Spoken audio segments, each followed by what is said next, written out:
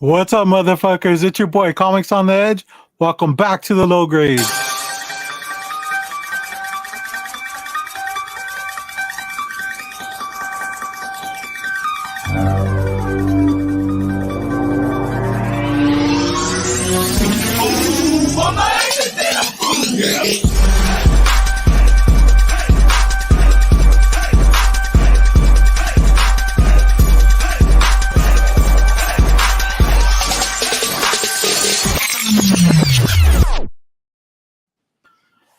What's up, everyone? Thanks for joining us. We are the low grades. Hello. We got a fucking full house today. Yo. Someone's back from rehab. Yes, I mean, Porn addiction really hit him hard. Did you notice though that my right arm's a bit swoller than It happens. than my man. left? why is your arm scratched up too? Do you scratch yourself as you jerk off too, or is that just me? It depends on the mood I'm in. Sometimes I like things rough, and sometimes I like to be loved. Other than that, what's up, bros? Hello. Hello. I've missed y'all. Yeah, I'm back. man, it's We're fucking. here. It's good to have you back, man. Hell yeah. Feels good. It I feels hope good, you like, can keep your hands off your wiener. Yeah. At least for the next, hour or two. Otherwise, I'll be feeling like I'm gonna have to guess like Tom if he was pissing in a cup. right. I'll Like, just are you keep jacking off hands. right now, bro? Yeah, Jack off check. Jack off check. Yeah. Stand up. I have to keep both hands here visibly at all times. What's up, man? Shout out to the low grade. Shout out to the chat. Shout out to my bros here. It feels great to be back. Rehab was fun, and I love y'all. What up, man? Even shout out to Raph in the building. Raph or Mike? It's hard to tell from the light on the bandana there. But shout out That's to our turtle Raphael, friend. dude. Shout out to our right turtle here? friend. Yeah. Yeah. Michelangelo. Yeah. See, It is Raph. hard. It does look red. It looks Right? red. Yeah. does. Sorry, Mike. I thought he was throwing sets at me for a second. I had to just double check. You know me. I'm just sitting here, fucking on my closet floor. Got a cat right here. Shout out to Nemesis Prime. He's got a cat on him. We always got pussy, man. Just dripping. Ooh, Wow. okay. It's a weird flex, but Weird. okay. I knew it. I knew he was gonna say weird flex. Is that your favorite turtle, Michelangelo? No, my favorite turtle is Donnie. Splinter. Cool. Donatello. Yo, shout out to anyone who can find me the Splinter Van Helsing figure. I cannot find it. I can also the rest of the horror figures I'm having trouble finding. So that's another awkward shout out right there for anyone who wants It's to. that April O'Neil, dude. Yeah, I know. So Speaking of April O'Neil, let's say what's up to the chat. I don't know what that was a weird transition. I like that. Yeah, very weird Not transition, man. One of the best though. It feels good. It feels great to be back and give him a big shout out to Jacob Bornowski, who's always normally number one in the building, but after him was Phil's Treehouse, who you can still find on YouTube, sprinkling around and about throughout or frolicking around other channels and whatnot. Something Wong is always doing something right when he steps into the low grade chat. Shout out to the connoisseurs, the dopest Saturday night chat or show on Instagram. If you haven't checked them out or following them, please do so. Shout out to my man John Stout who made it. Hey, John, it's good to see you. Thanks for spending your time with us on Friday. Who else is here with us? Man, we have Wesley's Comic Collection. We have the governor himself, Glenn, 2K12. Hello, governor. Hope you brought tea and crumpets. We're all hungry. Shout out to Spine Six, which is also the dopest show you can watch Saturday nights on YouTube. You can get your PSA checks, you can get your comic checks, video games. They got it all. Shout out to Chucks. What's good, bro? Thanks for hanging. We're here to satisfy you in any way you need. Aero Maestro. As long as it keeps your hands off of yourself. Yeah, right. He's doing the Lord's work. What's good, bro? It's good to see you. K-pop junkies in the building. Chuck's Longs box. Hello, man. It's nice to see you. Comic dude. Hey. Hey, Comic Kingpin's in the house. We got one of the like 5 or 6 people. So that's one of them. Yeah. K-pop as well. Hello, K-pop. It's good to see you. Yo, turds. You're a turd nugget. Thanks. I also saw our good friend Nemesis Prime, who was just on here. I believe was at the episode before last We had Nemesis Prime kicking it and hanging with us. If you're not jamming them out, Comic Con Podcast on Spotify, please listen. Follow them on Instagram as well. Neighbor to the north, what's up, man? It's your boys from the south and the I west. think that's for you, You Ross. know how it goes. Make that calendar, baby. Let's go. I'd buy 2 of them. And we're done. Man. All right. Man, I like that. I like that. I like the way He's that worked better out. at it. I think J2 just needs to stick to do not shake your head in agreement. I get to say. No, I've done it too. I've done it too. That was a It's shot tough. at you too. Speaking of Nemesis, let's just get this out of the way. I know someone's excited to share something. A little bit. So shout out to Nemesis. He said he's got a little early bedtime tonight. So I got a little. Those East Coast people do not stay up, man. mystery mail What is call. that? I What don't is know. that? They have like things to do, They like, got hours ahead of JOBs? us, so they think they're On better than us. Saturday? I don't know. Huh? Good point. All That's a right. fucking valid point. Could have had a long day. Oh, Oh What- shit! What is that? Wet wipes? Stack Is of that gonna cards. be Pokemon? You know what I would do? Oh, I hope they're all energy cards, dude. Like a whole stack That's of them. exactly what I was gonna say. I would send someone a pack of just the energy cards that come in a What is that? Is that MetaZoo? Medicine. Nice. Not you up on that Metazoo? Bro, I'm up on Shout out to game. Booty Come on, Meat. man. I Shout keep out to my ear Booty to Meat. the streets. I got a Nice. magnet. Hey. I got a magnet and a sticker. I'm pretty sure I'm not supposed to run through all these, so we'll just say he sent a nice. Is that little everything he stack. couldn't sell? Yeah, right. Everything he couldn't trade at the show that he just went to. Yeah, right. I He know how the feels game bad for goes. your I do basketball cards. I know how it goes.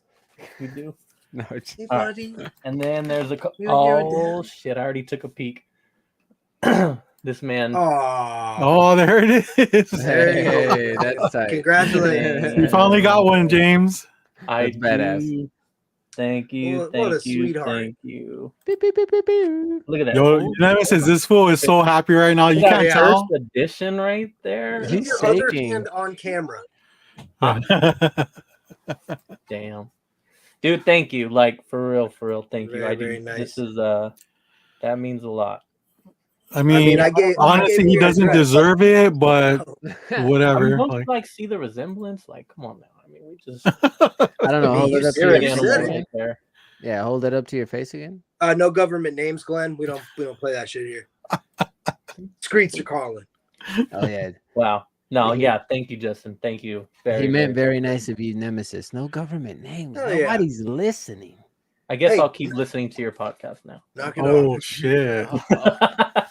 I just want to see how you're gonna top what you're gonna send him. Yeah. Right? I know. What do you get the Star Wars person that has everything? That has everything, yeah. Like, what am I supposed to do now? The parody. Socks. I fucking, The I gave, parody. I fucking Ooh. gave. We'll talk. We'll Robert talk, James. I'm pretty sure I gave Okay, Robert you like know a what? Yeah, we got Star we got Wars porn parody fucking poster dude, Yeah. or something. Yeah. it. All right. Okay, yeah, we got this now. We got this. Wow. Way to But, start Yeah. off the So show. again, just thank you.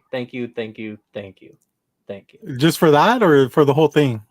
The whole thing, but I mean, Oh, okay. obviously, this means a lot more to me. So I mean, I my keep man's it just keeping it real. He's like, everything's trash. Everything else is trash, but I love the I Snorlax. gotta CGC this now, man. Damn. Nice. good. Hey, Nemesis is like, please don't. That's exactly why I give it to you.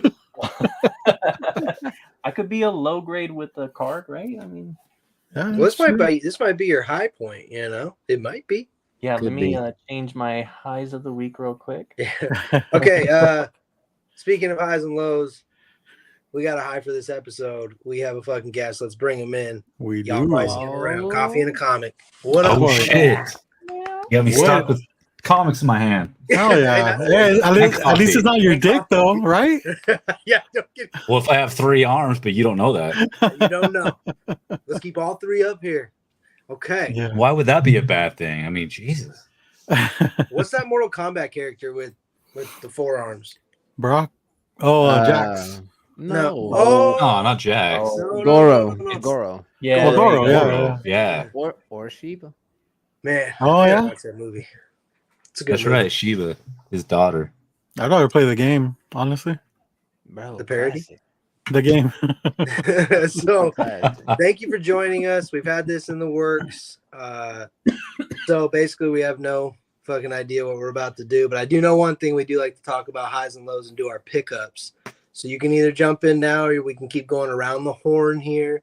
If you got some highs and lows in mind of your week, if you got any pickups, I know you're literally a fucking comic shop, so I don't know if Right. you ever buy yourself anything. Like, do you get? Okay, so let me just throw that out there. People ask me all the time. They're like, "Dude, you got to read everything because you got to shop," and that's a misnomer. Well, at least from my perspective, because I'm not gonna like pick up this Batman Incorporated and read it, then put it on my shelf and sell it to you. Right? That's unethical, right? Right. You know what I mean? It's like I'm I not like going to that. crack this up. So I do have my own pull list with myself, and I have to keep myself in check because I can overspend way too quick. And next thing I know, I'm like, Yo, I can't pay this rent is this funny. month, you know? He calls himself up. He texts himself like, "Yo, your pulls are in, dog. You better come pick this shit up." I got to send myself an email notification saying, "Hey, dude, you know, I'm come- about to come cut pick you up." off, buddy. Do you I- give yourself a discount if you pull at least 5 titles? You better, man. You gotta give I yourself can't wait a for the IG post of like a stack, and this is why I'm going out of business, guys. discount. You know? Can't stop. It's- Coffee and a comic it's doesn't pay brutal. his bills. Not even. It's, Go high Cash on in your it. it own was supply. pretty bad for a while. Right? Dude, Because I bet- mean, I'm not gonna lie. Like talking about a discount, yeah. I mean, I get my dealer discount, right? Yeah. So I go off of that, but that sounds so great until I'm looking at a stack for a week that I've got like 40 books. I'm like, wait a second. Even Yeah. with that discount, it adds up. I mean, Yeah. So this, I mean, what? You're about not even a year open. I want to.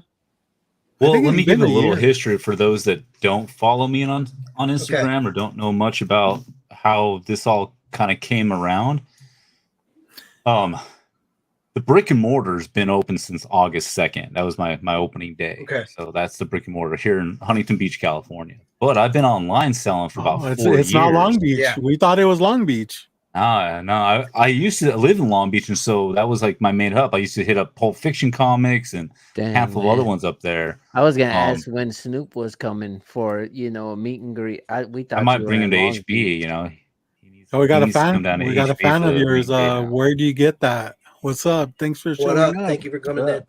Yo, Wait, the hat? No, where'd you? Someone came in. That's It's his like name. Frank, coffee and a comic. The man of many Oh, names. so yeah. So let me start at the first, I guess, for the millionth time. So before I was even a comic book shop or even decided to sell comics, I've always dabbled with trading and selling comics since I was like 12, right? Like we all do, you know. How old are I you was now? poor growing up. Okay, What's that's up, Comic on the Edge? How old are you Wow. now? wow, bro. You're asking him his weight. What the fuck's your problem, dog? You don't have to answer. That. Let me throw this out there. How old do you think I am? 45. Damn, bro. Dick. No, my turn. 39 years old. A little nicer. 32. I like where you're going with that. Thank you. Okay, your turn, J2. 42. Closer. No, I just turned 44 in January. Damn, I was. Oh, I was close. You I was the closest. What's up, Dan Head? But yeah, so What's up, Dan? always reading comics my entire life when I could, but growing up poor, I didn't even Yeah. buy my very first comic until Ren and Stimpy #4. Oh, wow. And that I was love how like- you remember that. Fuck yeah. I still have the book too. Nice. It's a low grade 0.5. I got it graded at a 0.5. Oh, Okay, that just made. So yeah, He's official. I don't have That's it here. awesome. It's actually in my PC at home because normally I Okay. want to stick it up on the wall eventually. Yeah.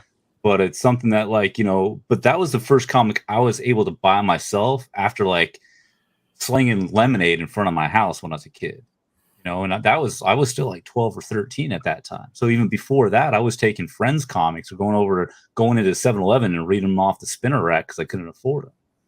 wow. So that's where my love of comics started. And then I fell into Punisher when I was a kid. Probably shouldn't have, but I did. Yeah. And he was one of the reasons why, out of multiple reasons, why I joined the Marine Corps. Growing up with him, reading him, and knowing, Frank Castle's the, Punisher, he's the Marine, blah blah blah. So that was one reason why I joined the Marine Corps. Well, flash forward like 20 plus years, 30 years. A lot of things changed in my life. A friend of mine opened up a comic book shop. I helped him with that a little bit, so that reinvigorated my like love for comics. And then life really took a hit when I found out my mom got diagnosed with lung cancer. Oh. And that was just, it was rough. So I went back, talked to her for a little while, kind of just talked about life, about ambitions, about, you know, is she happy? You know, was she happy with her life? Does she feel fulfilled? And talked about work. And to help kind of navigate that with me in my head, I started going to the beach where I'm at in Huntington Beach, and I'd go down and get a cup of coffee, and I'd take a comic book with me. And in doing so, like, especially during the whole pandemic, I started just sharing it on social media, right? Just like, hey, here's my coffee and a comic in the morning. And that helped me just start my zen, start my day to kind of just focus my energy somewhere else and be more on a positive note. And that's where coffee and a comic came around. And people started hitting me up, and we started talking, you know, in the DMs, because other people were going through stuff in their life as well. And so I connected with a lot of you guys in this community, and it's been great. It helped me out a lot, like in so many ways. Some of you all don't even realize how much it helped me out. But then people started asking, hey, is that book for sale? And I was like, no. You know, there's some in my PC that I don't want to sell. But then others, I'm like, yeah, you know, whatever. And then the buddy that started a comic book shop, he moved out of town, and there was no other comic book shop in my area left. Well, then after talking to my mom about her situation, what's making me happy, I have a background in business. I got my degree in international business and some other stuff. And I was like, you know what? This is not the smartest move in business. Comic shops don't really make a lot of money. It's a tough business, but I was like, fuck it. Oh, shit. What's going to make me Really? happy? Wow. Coffee and okay. comics, right? So I was like, started going down that path and started my online store, got my accounts with Diamond and with Lunar, and that's no easy task. That was they want everything from you. Yep. That was brutal. But then just started a kind of a small following within Instagram, and started my shop up, and been mailing books to people all across the world for the last few years. And then it was about, I guess, it was April or May. I think it was April. I was talking to somebody who found this location where I'm at now, with brick and mortar. So I started talking to the property management to start getting the lease together, to go through the whole process, background checks, all that, to see if I can get into this location. And then at that same time, my father passed away unexpectedly. Oh. I was like, because we were all focused on my mom and her lung cancer and the stuff that was Yeah. going on with her, and we kind of overlooked, you know, my father's condition.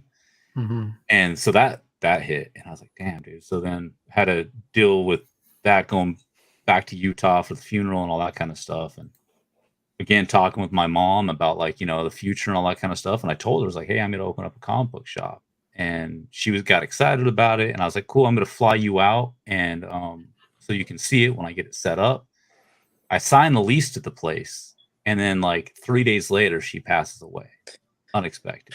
And I was like, fuck, man, didn't even get her to get a chance to come in and see the store. So it was like, but with all that said and done, it was something that, like, now this is what I got to do. This is like what I just, you know, have to push towards to make it happen. But also in all that convolution, talking about video games earlier on, where the name Frank came from is my love for Frank Castle and the Punisher.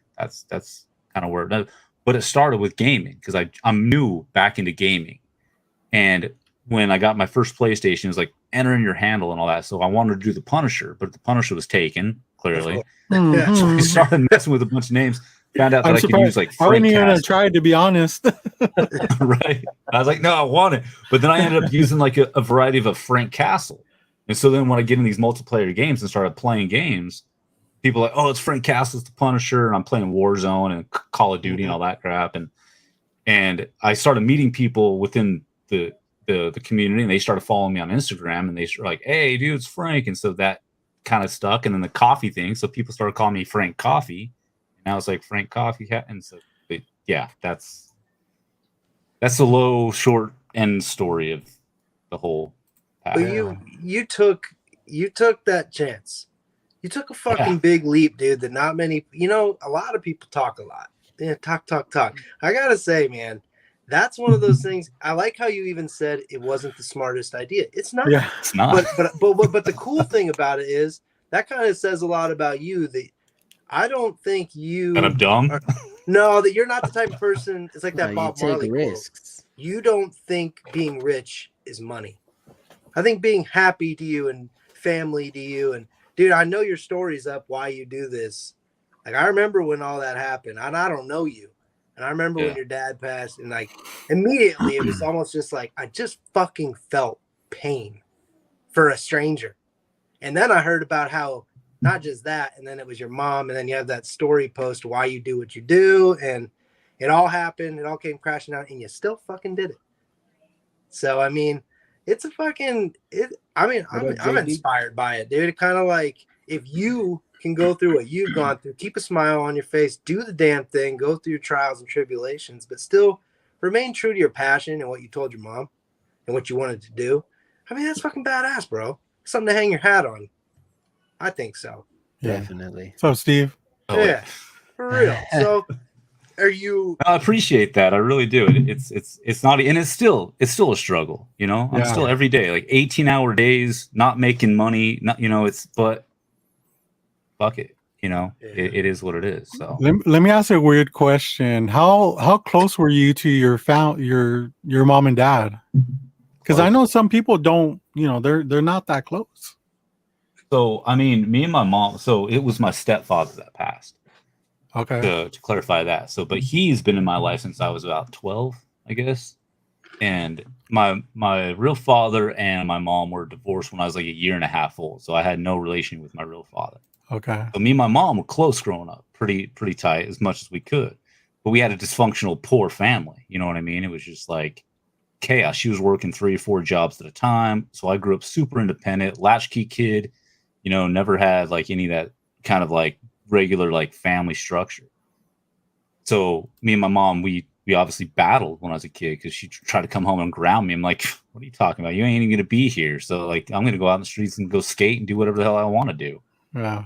But as I grew and matured, and after I got out of the Marine Corps, and we started really connecting more as a parental relationship, and we grew. And I'm bummed that by the time she did pass away, we were at a very good place where we could have even grown more. And so that does hurt a little bit. Yeah. But then with my stepfather, he was the only real father truly that I had. And he had 2 sons he brought into the marriage too. So my younger stepbrothers, they've been really tight with me since I was a kid as well. And it's just been something that like family's super important. They've always been important, though I've always been distant because they stayed in Utah and I took off into the Marine Corps, traveled the world a bit, and then landed here in California. So there has been that, that separation of sorts, but it's always been a connection. I've always gone. I've like anytime I had time to go like vacation, it'd be back to Salt Lake to see the fam. I rarely went to go to Paris or wherever. It was always like I got to go back and see fam. So I'm grateful I did isn't that. too bad either. We have friends that live out there, and it's a beautiful place, man. Especially when it's snowing. Yeah, I hate the snow now, but yeah, it's beautiful. I'm inside with a cup of coffee. Well, I don't got to shovel it, so I don't care. He's spoiled now that he moved to Cali, dude. But you were born and raised in Huntington, or No. So I was born in Salt Lake City, Utah. Okay. Yeah. All right. Man. Life just takes you around places. I had a good friend of mine who moved out here when I was still in the Marine Corps. A friend of mine moved out to Huntington Beach with his mom in our way early 20s. So when I got stationed in California, I got stationed at Camp Pendleton for like the last year of my enlistment. Mm-hmm. And so I come up to HB all the time to see him and hang out with him and kind of go back and forth. And I stayed in San Diego for a few years after I got out of the Marine Corps. And finally he hits me up like, hey, I got a buddy that's needs a roommate or whatever. And I was like, all right, cool. Move up to that area. And then I found myself in Long Beach for a long time and out in that kind of area as well. And so just kind of Orange County-esque, LA County-esque navigation. So that's where did you and then I graduated from Long Beach State. And nice. Okay. Thank you. We got Moonlit in the house. What's up, Michelle? Hey, Frank, Michelle, what's going on, lady? You mind if I ask She was a huge help. the folded flag? What that's Oh, that's from? my grandfather's. Okay. Yeah, From I his knew. funeral. I always see that in your pictures, and I've always wanted to ask you about it. Grandfather's flag. Mhm. They gave him one on his coffin after he passed. He Yeah. served in the army back near around World War II. Yeah. Awesome, man. So that's kind of in your blood. Little bit. Well, fuck. He's like made for the low grades, dude. He comes in here. We're talking real, so we kind of like it. We can kind of go from the highs and lows in here. I feel like. Yeah, we could do that. Yeah. You know, I don't know who wants to start it off. James, J2. Sure. Alright. I'll start off. I have a couple, but I'll run through them quickly. So, lows are gonna be. He did take notes. He's looking at notes. I did. God damn. Lows are gonna be. We had to sign up Damien for kindergarten, so we got like our first letter in the mail that says to the parents of from the school, and that just kind of hit. I think on like Wednesday we got that, and that just kind of hit that like he's growing up. My firstborn is growing up, and it's about to be that time. And He that broke just his kinda leg. sucks. Stop tripping, dog. What's up, Entropy? The other one was I've seen some more positive stuff now, although it still sucks. But I got a home from school on Monday, and then I saw the news about that earthquake in Syria, and I only heard about it, so I went to Twitter immediately, and that was a big mistake because Twitter people post like videos and stuff, and I saw some heartbreaking shit about like kids there and everything. So that definitely put me in a bad mood on Monday. So yeah, that just kind of sucks. So I mean, thoughts with all those. I know thoughts don't do much, but thoughts to all those out there that are dealing with that, because that was some serious shit. Yeah. Now for my highs, I hit a goal at the gym, like of a certain amount that I wanted to do to lift. So today was chest day. So hit a goal at the gym. I was happy about that this morning. Let's Hey, go. what's your Um, chest then, man? Let's go, though. No. And then when I get on J2's level, I'll start flexing. So I did that. And then on I think Monday or Tuesday, I got a call from my sister, and we don't talk like a lot.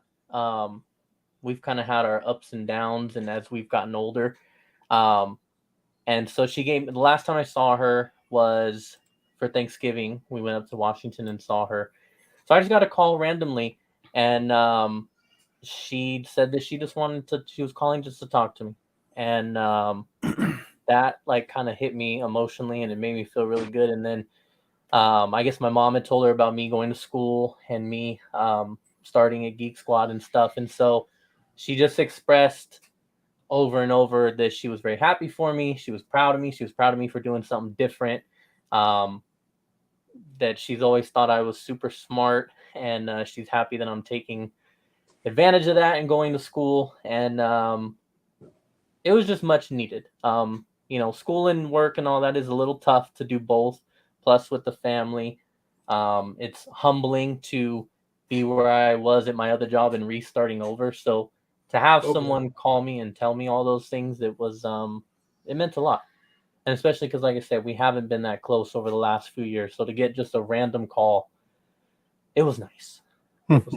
That's awesome, man. That's where I will end there. Good. Want to go next, Ross? Or Sure. Yeah. I mean, my sister and I, bouncing off what James said. I thought you were gonna say you started dating James's sister. My bad. That's my high.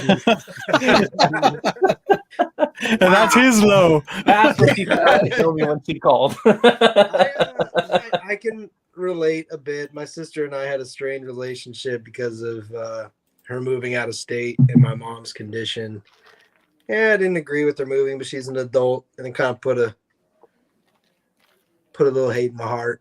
But What state did she move to? Idaho, some bullshit. That's Very weird. similar story. Home of the potato.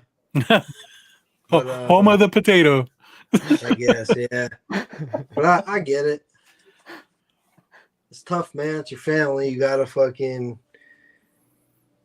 God willing, her and I are gonna be here after the parents go, and it'd be nice to have my nephews and her in my life. So yeah, I mean, we're back and we talk. We try to talk once a week on FaceTime. I get to see all the boys. I'd say, man, my highs. I would be honest. I came on the show. I wasn't going to share any lows, man. The highs and lows idea came before I came back to the low grades. I took that month off, and I still haven't really welcomed the idea of sharing lows.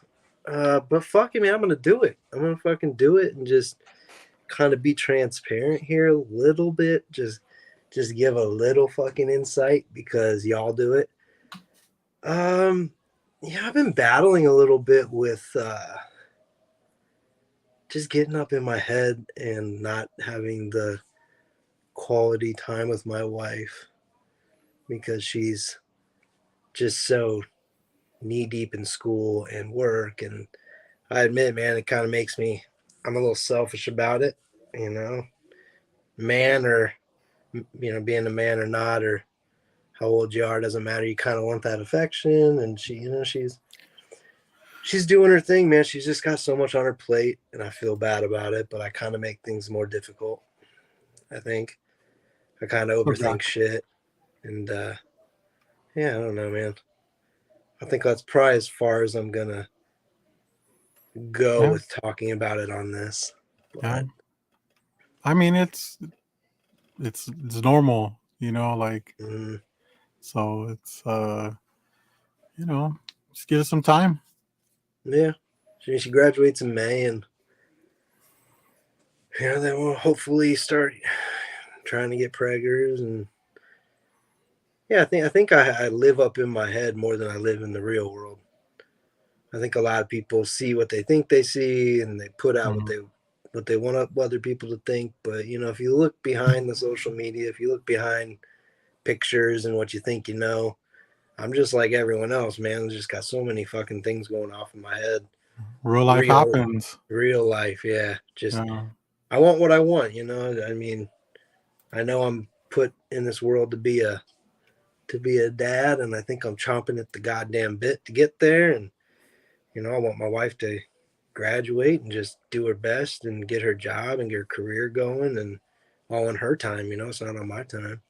So I think having to balance out my wants and desires with her necessities of life, that's what we're trying to do here. And marriage, sometimes it's some fucking work, dog. Just some fucking work at it, and you got to be there for her. And like you say, you're gonna have some, I don't know, I don't want to call them fights. I think it's like you're gonna have your feelings are gonna get intertwined about certain things, and misinterpretations, and maybe sometimes, like you always tell me, you gotta vent, you gotta talk, you gotta communicate. But for sure, true sock guy, and we're over. I needed that, actually. I needed a laugh. But I said I wasn't gonna do lows on this damn thing, but I think it might be good to kind of be there with you guys. I know you guys admit to what you're going through, so that's kind of where I'm at. But life is good. My highs are still there. I'm gonna see my dad for his birthday this Sunday. Gonna make crab legs and gonna watch Super Bowl. Thanks for the invite. Fucking yeah. That's kind of my dad's thing. Yeah, he makes crab legs every time we come over, so that'll be nice to have some family time on Sunday. Yeah, my wife won't be able to make that either. She doesn't even get to see her own dad on her birthday, so yeah, I feel bad for her. Well, I mean, it's a sacrifice that she's making right now. I mean, and that's a hard part too. Is like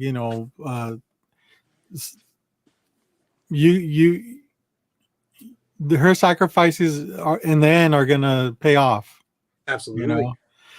And you both know that it's just sometimes it is hard, just to like wait for it to happen, And I know you're not a patient dude, and but you're gonna have to be.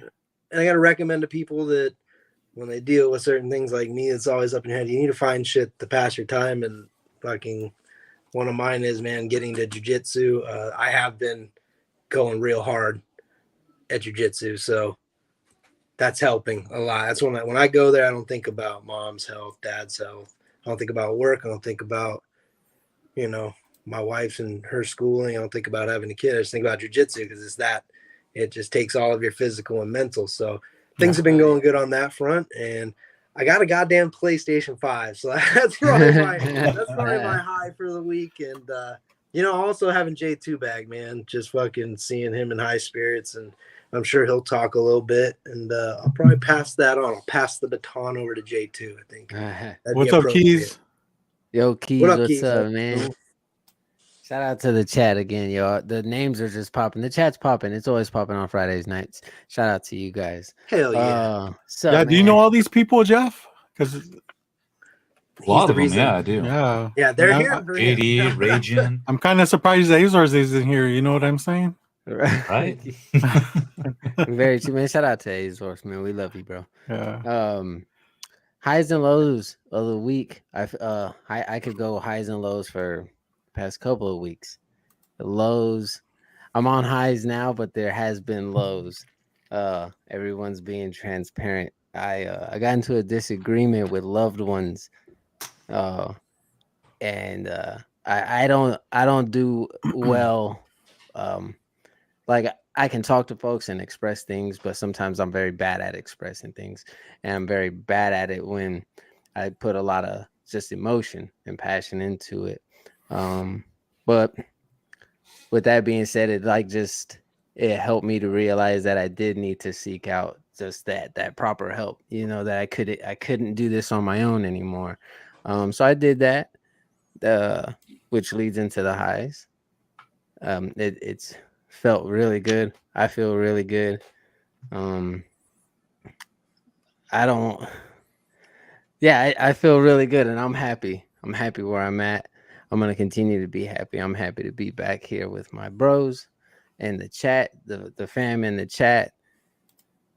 I feel what Ross says about people getting stuck in our own heads, because I'm a victim of it, just in a different way. It's more of a, I guess, an angry way. I get mad, paranoid. Don't trust, betrayal, this and that. I deal with those things my way, but with the help that I've gotten and the help that I'm gonna continue to get, I feel great. I feel a lot better than what I did at probably some of the episodes y'all seen me here before. This for real smile, you know what I mean? And I just love the fact that I can share that with y'all, and I feel okay to just share that with y'all. And that's it for now. Your fake smile doesn't really work. So well, I also got some news that I haven't told you guys, and I hope that this can be a high for y'all as well, just as much as it was a high for me. I need to get to it real fast. Oh shit! That's a surprise. Yeah. No, I'm so sorry. I honestly should have been more ready for all that. So are you playing with your dick right now? Oh. No shit. Okay. I was like, dude, this guy. Like I said, everything's been chilling. Everything's good. I got my bros here. I'm back. Y'all know some of us here on the low grades have been going to school and stuff. While I've I guess, well, not while I've been out, because it kind of just happened yesterday. There's some things I didn't really speak to anyone. Here in the state of Texas, you need a 145 to pass your GED on any of the tests.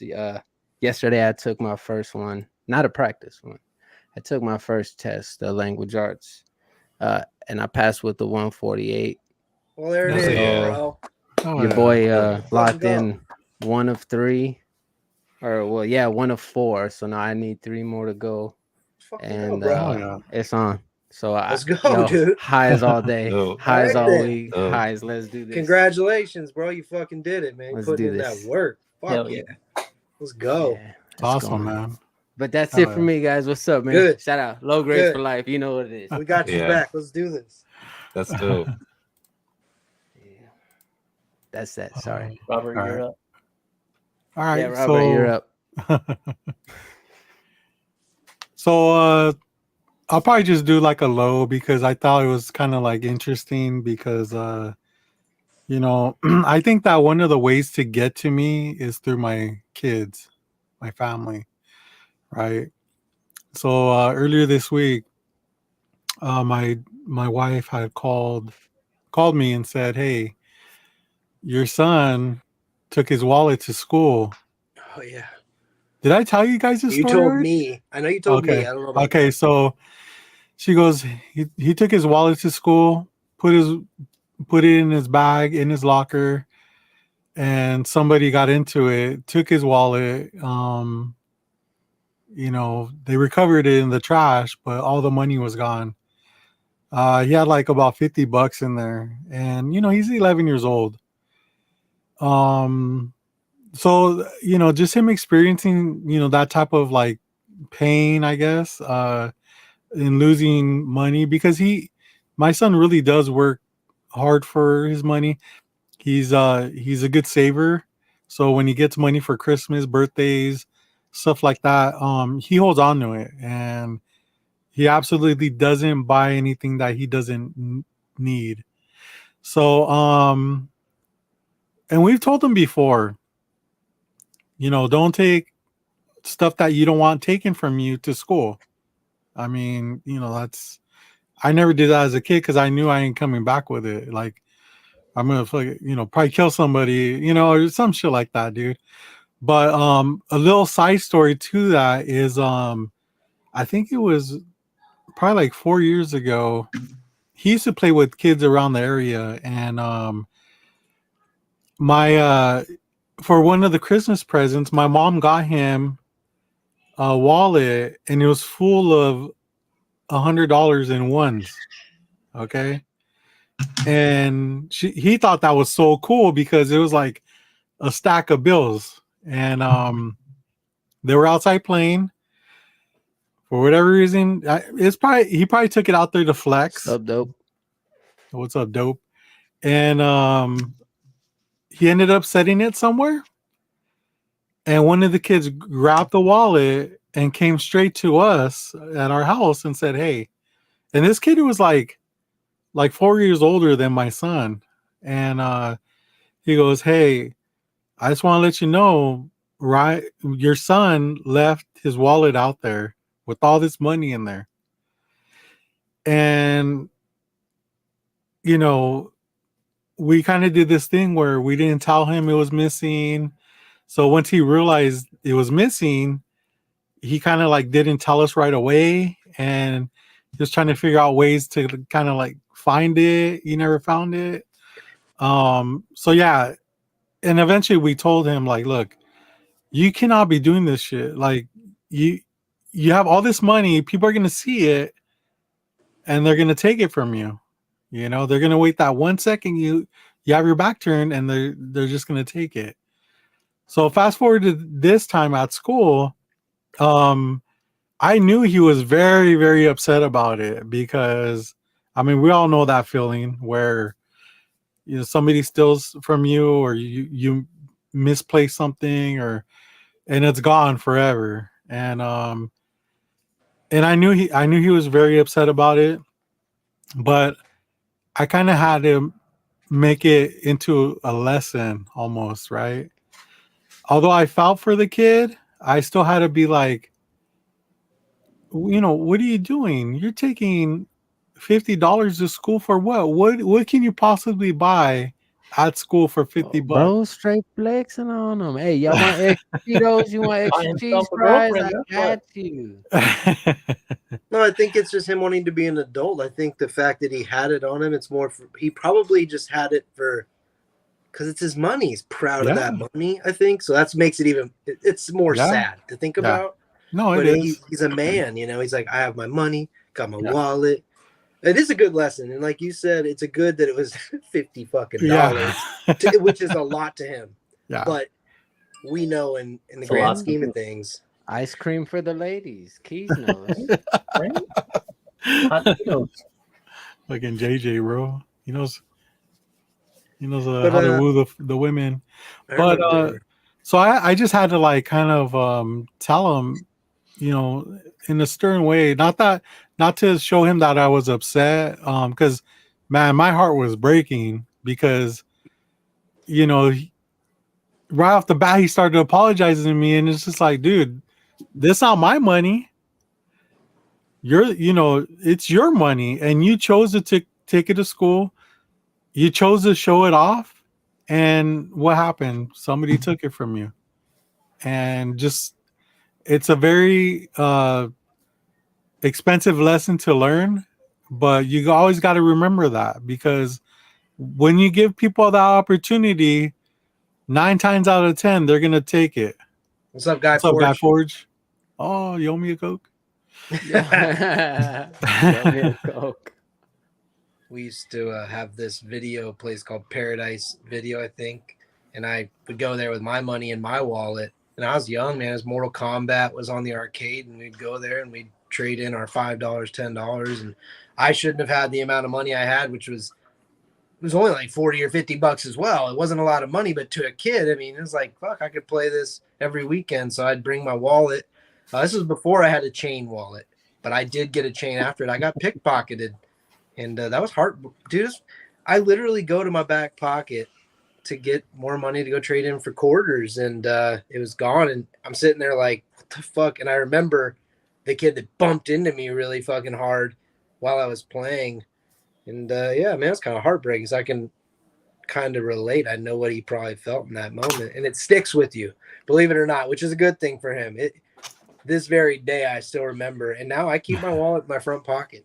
So my stepdad, he had taught a lesson, I guess similar like that, in the one you taught your son to my brother and I. I remember we had the Diamondback and the Mongoose, the BMX freestyle bikes, you know, and at that time they were expensive bikes when you don't have a lot of money growing up. Headlines. We would always leave them out front. We would leave them in the front yard, and our pops would tell us all the time, you know, they're expensive. One of these days, someone's going to take y'all's bike. Somebody's going to take your bike. Somebody's going to take your bike. You're going to be pissed. You're going to be crying. Always reminded us to put them away. We never fucking did. Well, one morning we woke up. Bikes are gone. Both my brothers and I, dunzo. And our pops comes to wake us up. Hey, there's a new, the trail. Bring your bikes. Let's go. I'm going to take the mountain bike. Okay. Fuck. Yeah. Yeah. You felt like a fucking jackass. Yeah, because now we're terrified to tell him that our bikes are gone, because he had just been telling us to put the bikes away. And an hour or so passes. He comes, hey, what's up? I'm ready. What get your bikes. Let's go. I've been waiting for y'all. And then we had to come clean, like, hey, our bikes are gone. They're missing. Yeah, they're in the back of my truck. You know, and he hit it with us on like, next time I see him out, you won't get them back. Okay, that doesn't genius. That doesn't hit as hard as if you really did get jacked, though. See, that's that took him to the pawn shop, got money, smoked meth with the money. Right.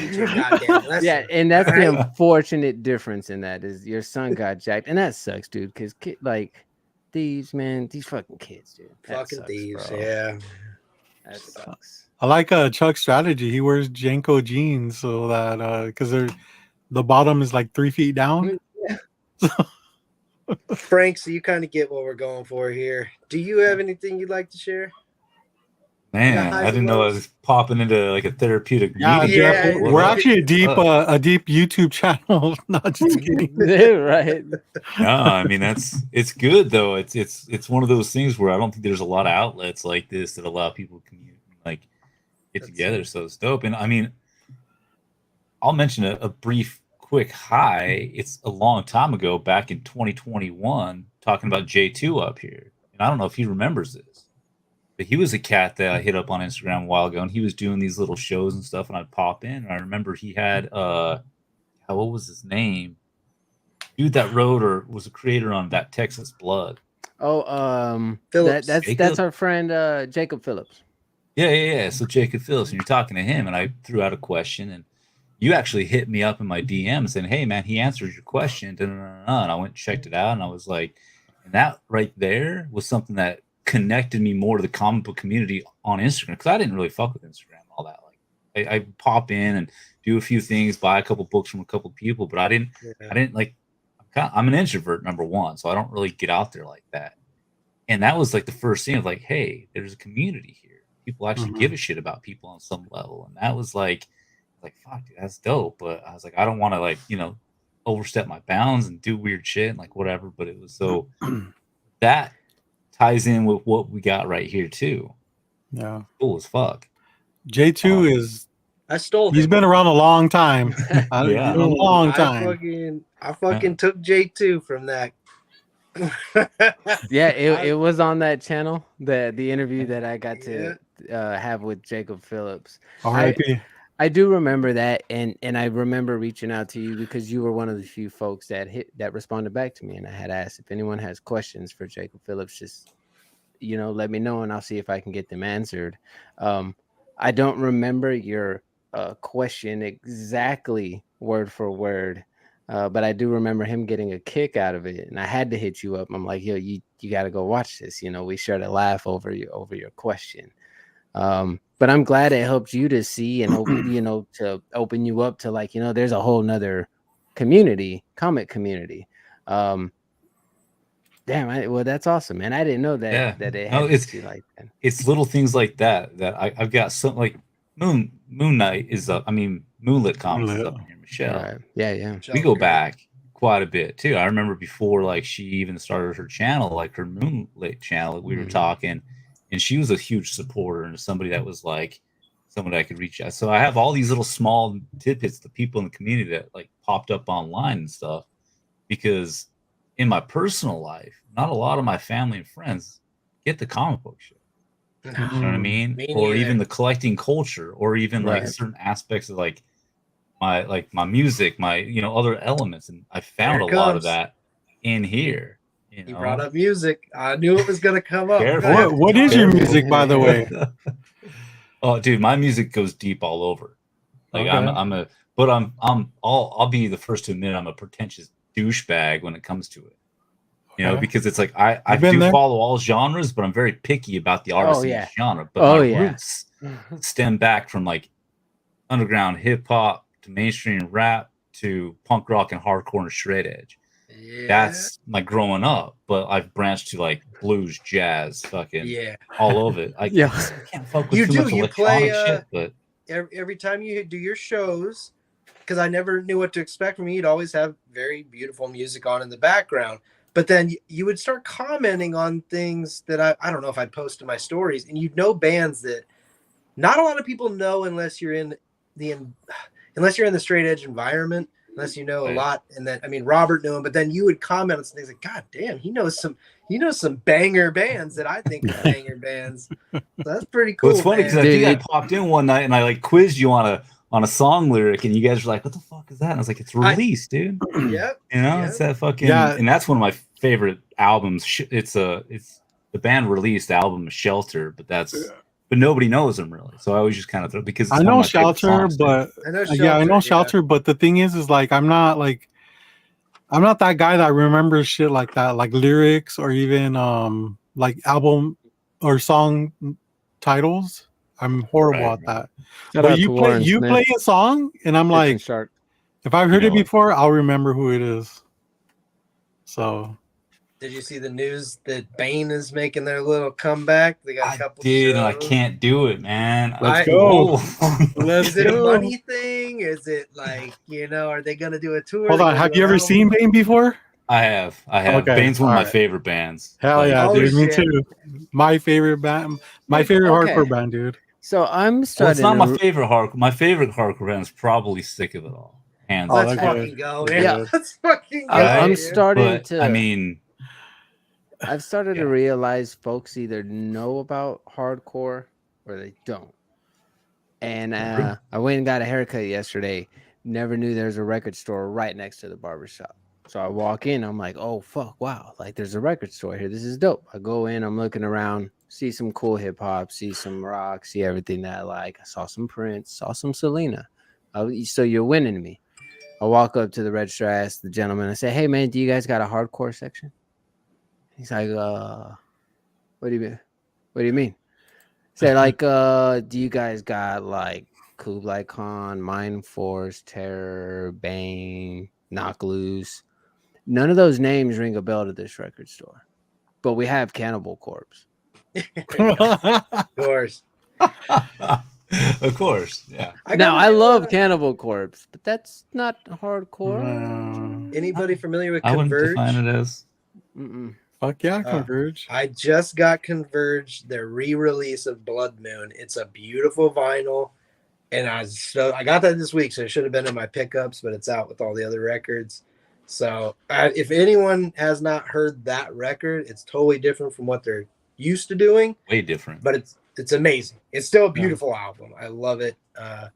Trying to think like what other hardcore stuff. I was talking with Wesley today. It's not hardcore, it's death metal, but Job for a Cowboy, they're from Arizona. I think we're going to expect to hear. I mean, shout out to Pints and Pulps, Eric. I think he said the same thing. I think he's the one who told me. I think they're going to do a new album. I think we're going to hear one. I think Earth Crisis is going to be doing a new album too. That'll be tough, man. That'll be. I hope they do. I don't know. I don't think it'll be tough. It'll be tough if it doesn't turn out good. Man, that's what I mean, because I know Earth Crisis for some that listen to music, it's a kind of a two-for thing. Like I was at the I'm not gonna say the forefront, but like I remember like when first Split album dropped and was so pumped on it. Like Firestorm just fucking blew my mind, obviously. Yeah. And being a Salt Lake kid from the mid 90s, like growing up in Salt Lake in that scene, it was a different experience. It was a thing. But then like Humanity for Disaster. That fucking album. The album. Yeah. Well, that's when they started going a little bit more on the metalcore stuff and doing some other stuff that I just started falling off. So depending on where they come back and how they're going to do it, because their first shit was badass to me. After that, I was kind of like, man, Humanity. Well, no, that was Integrity. Humanity was the Devil, which was badass too. But so I don't know. And then homie like Carl, dude, could he even get up on stage and really? He got big. Again? He got big. Well, I mean, he's so I'll be honest with you. I saw them when they did like a comeback tour, and it wasn't as good as I've seen the videos as I thought they'd be. So it was a little bit disappointing, but like what kept everything going, and that's the thing about hardcore is they don't even have to be good still. It's the environment, once they hit like the banger songs, it's when everyone joins in, that's where it's at. That's what I'm afraid of though on these reunion tours. And I'll tell you why, because so Judge came back and did a reunion tour maybe about 8 years ago. I was there. Yeah. At the observatory? No, they did one with Gorilla Biscuits. It was a good lineup. Yeah. So you went to the other big one. I know which one you're talking about. The Tattoo Festival. Yeah. So this was a smaller at the observatory. It was just Judge and a couple. I can't remember exactly, but two things happened at that show that like made me like, I don't know if I can do these anymore. Number one, and this was like again 7-8 years ago, when I was like still in my 30s. Well, number one, when Judge went on, I'm like, I'm just going to stand in the back and chill, right? I can't do the pit anymore. I'm too old. Yeah. Well, of course, a couple of their songs hit, and I'm like, next thing you know, I'm in. And I'm like, fuck it, whatever. And then I'm walking out like I think I just broke 3 legs and I can't move anymore. But then on my way out, I hear this kid. He's sitting down with his friend. They're like legit kids. I call everybody kids, even if you're 90. But these were like legit, like 11, 12-year-old kids. And one of them said, "It's really cool, man, to see people your dad's age here." Fuck. Wow. Bro, like, oh, I'm done, dude. I can't do it no more. It should be the other way around. It's really cool to see you young fuckers here who weren't around for it. You know what I mean? I was like, dude, like, but it is what it is. And I'm afraid, like, if GB ever came back again, I was like ready to go, because I love Gorilla Biscuits too. But if I heard those horns, I know I'm running to the pit and I'm about to like just die. Because they actually get a horn player to play that part. Yeah, that's awesome. Dude, it's nuts, man. Y'all like the Locusts? Yes. The Locusts are fucking awesome. I think one of the keyboard players maybe Straight Edge Rick, maybe. That's my brother, by the way. Oh yeah, blood related. Unfortunately. Yeah. So somebody had a question earlier. What was the best live show you've been to? Oh man, I've been to Ooh. so many. Okay, well, I went to California Takeover. That was fucking nuts. Mhm. But also being a kid from Salt Lake that drove out for that show, I was like, "What the fuck is the Cali scene, dude? This is weird." You don't even know, bro. Come on. It was like, dude. I mean, again, just Google Salt Lake in the '90s for our shows, dude. It was, people wouldn't play because we were so fucking stupid and retarded out there, fucking nuts. Because we just got violent. But one of the best shows I can recall to this day, there What's used up, to be a Swag? venue in Yo. downtown Salt Lake City called Deviate. That's DV number 8. And they had 2 places you can play shows. One upstairs, which was like the main thing, and that was also a place where like more of the well-known kind of bands that were in Just the like the scene would Nile. play. Oh man. Yeah. Like the Glass House. Just like, Yeah, kind of. Everyone's got one. You could drink up there. They had a bar and all that kind of shit too, right? So it was like this weird mix, especially when straight edge bands came through. So normally when the straight edge bands came through, like Integrity, Strife, Earth Crisis, they'd be playing in the basement. And this basement was like a fucking like bat cave, like old 1800 brick wall that sweated and shit, and you touch it and it's all watery.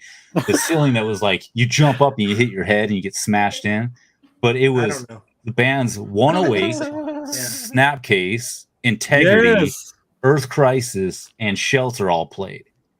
In this small little fucking shithole where I think I broke my nose that night and just blood everywhere. And I remember I was like probably 15 maybe. And like Earth Crisis was I think the last to play, or is Integrity? Can't remember. But one was about to get on and play, and the first song started going, and my buddy was like, "Hey, we got to go. My mom's here to pick us up." And I was like, "I ain't going." And he's like, "Well, I got it." So he took off. Thanks. And I stayed, and I ended up having to walk home like 10 miles because I was like, I'm staying for the show, bro. Like I'm watching it. But that was probably one of the, yeah, totally worth it. And I loved 108 back then too. So I mean, 108 wasn't too big around here, I don't think. I mean, they fell into the Shelter scene more, like the Hare Krishna type hardcore bands, that sort. And something about them, I just definitely shoot, man. I got Kublai Khan again in like 3 weeks. Let's fucking do this round 2. Woo! Yeah, J2, he started getting into hip hop sometime last year, right? Sub Maximus. Hip hop or hardcore. Yeah, that's what I meant. Yeah, I'd say last year. Yeah, so he's been hitting the ground running and shit. Yeah. Let's do the damn thing. Send it all to me. I'll soak it all up. I'll tell you if I like it or if I don't like it. But like you, I'm very picky in the genre. I like certain things. I like certain things that I do not like.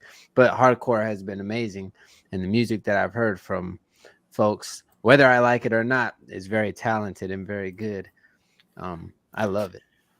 Jeff, do you listen to like newer hardcore? That's the hard part for me, right? And I don't hate on it. It's just like, why am I going to listen to this band that supposedly sounds like Gorilla Biscuits when I can just listen to Gorilla Biscuits? Yeah, that's true. You know what I mean?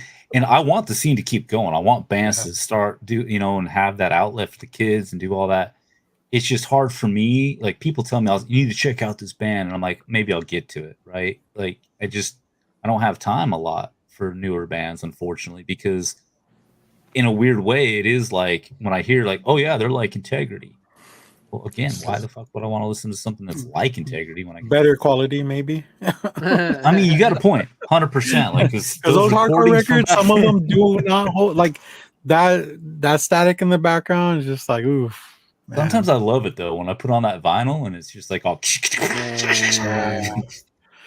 I don't do vinyl. Yeah, no, I know what you're talking about. Fuck, I got a boy that he always sends me new stuff, and he'll shoot me. Like he'll just randomly shoot me like a YouTube video, and I'll listen to it. I'm like, dude, they're badass, dude. They're good shit. And he's like, hey, they're playing next week, and I'm like, nah, I'm cool. Just because I just can't make it up to. I don't have time, really. Number one. Yeah. And then I don't have that disposable income anymore where I can just, justify $25 for a show of bands that I don't really know. And, it's not the same anymore. Like when I was a kid, I ate it up, man. I'd go get that album and I'd read all the liner notes and I find out who inspired them. And I'd go find out those bands, check them out and go to those shows. And it was the whole lifestyle. It was the same, dude. Like all my money literally went to CDs. I never collected vinyl, but I loved music. What's up, Kyle? And dude, it's something that I miss, but not really because I spent so much money, and and then I had all these CDs. I still have them in my. I do too. In my storage, and it's kind of cool to because I didn't convert them into all. I didn't convert all of them into MP3, but so there's still some stuff that I haven't gone back to. But dude, I really do like these new bands that are coming out. I mean, fuck who they sound like. Tsunami, they're keeping baby. this fucking scene alive, bro. You know what I mean? Like, because what was it, like maybe 4 years ago, there was like, especially with COVID, dude, nobody was fucking touring. Nobody was even releasing shit. You had bands breaking up like Backtrack, Expire, Rotting Out. Like, dude, all the good bands were fucking breaking up. And it's just like, where do we go from here? Now all these other you bands. Just go right to Lil Dicky. Yeah. Man, trying to get James in there. Yeah, right. You got fucking. No, hey, James nodded his head when he mentioned Snapcase, so that was a good thing. Yeah, I'm like their biggest fan, but yeah. Snapcase is dope. Yeah. Hell yeah.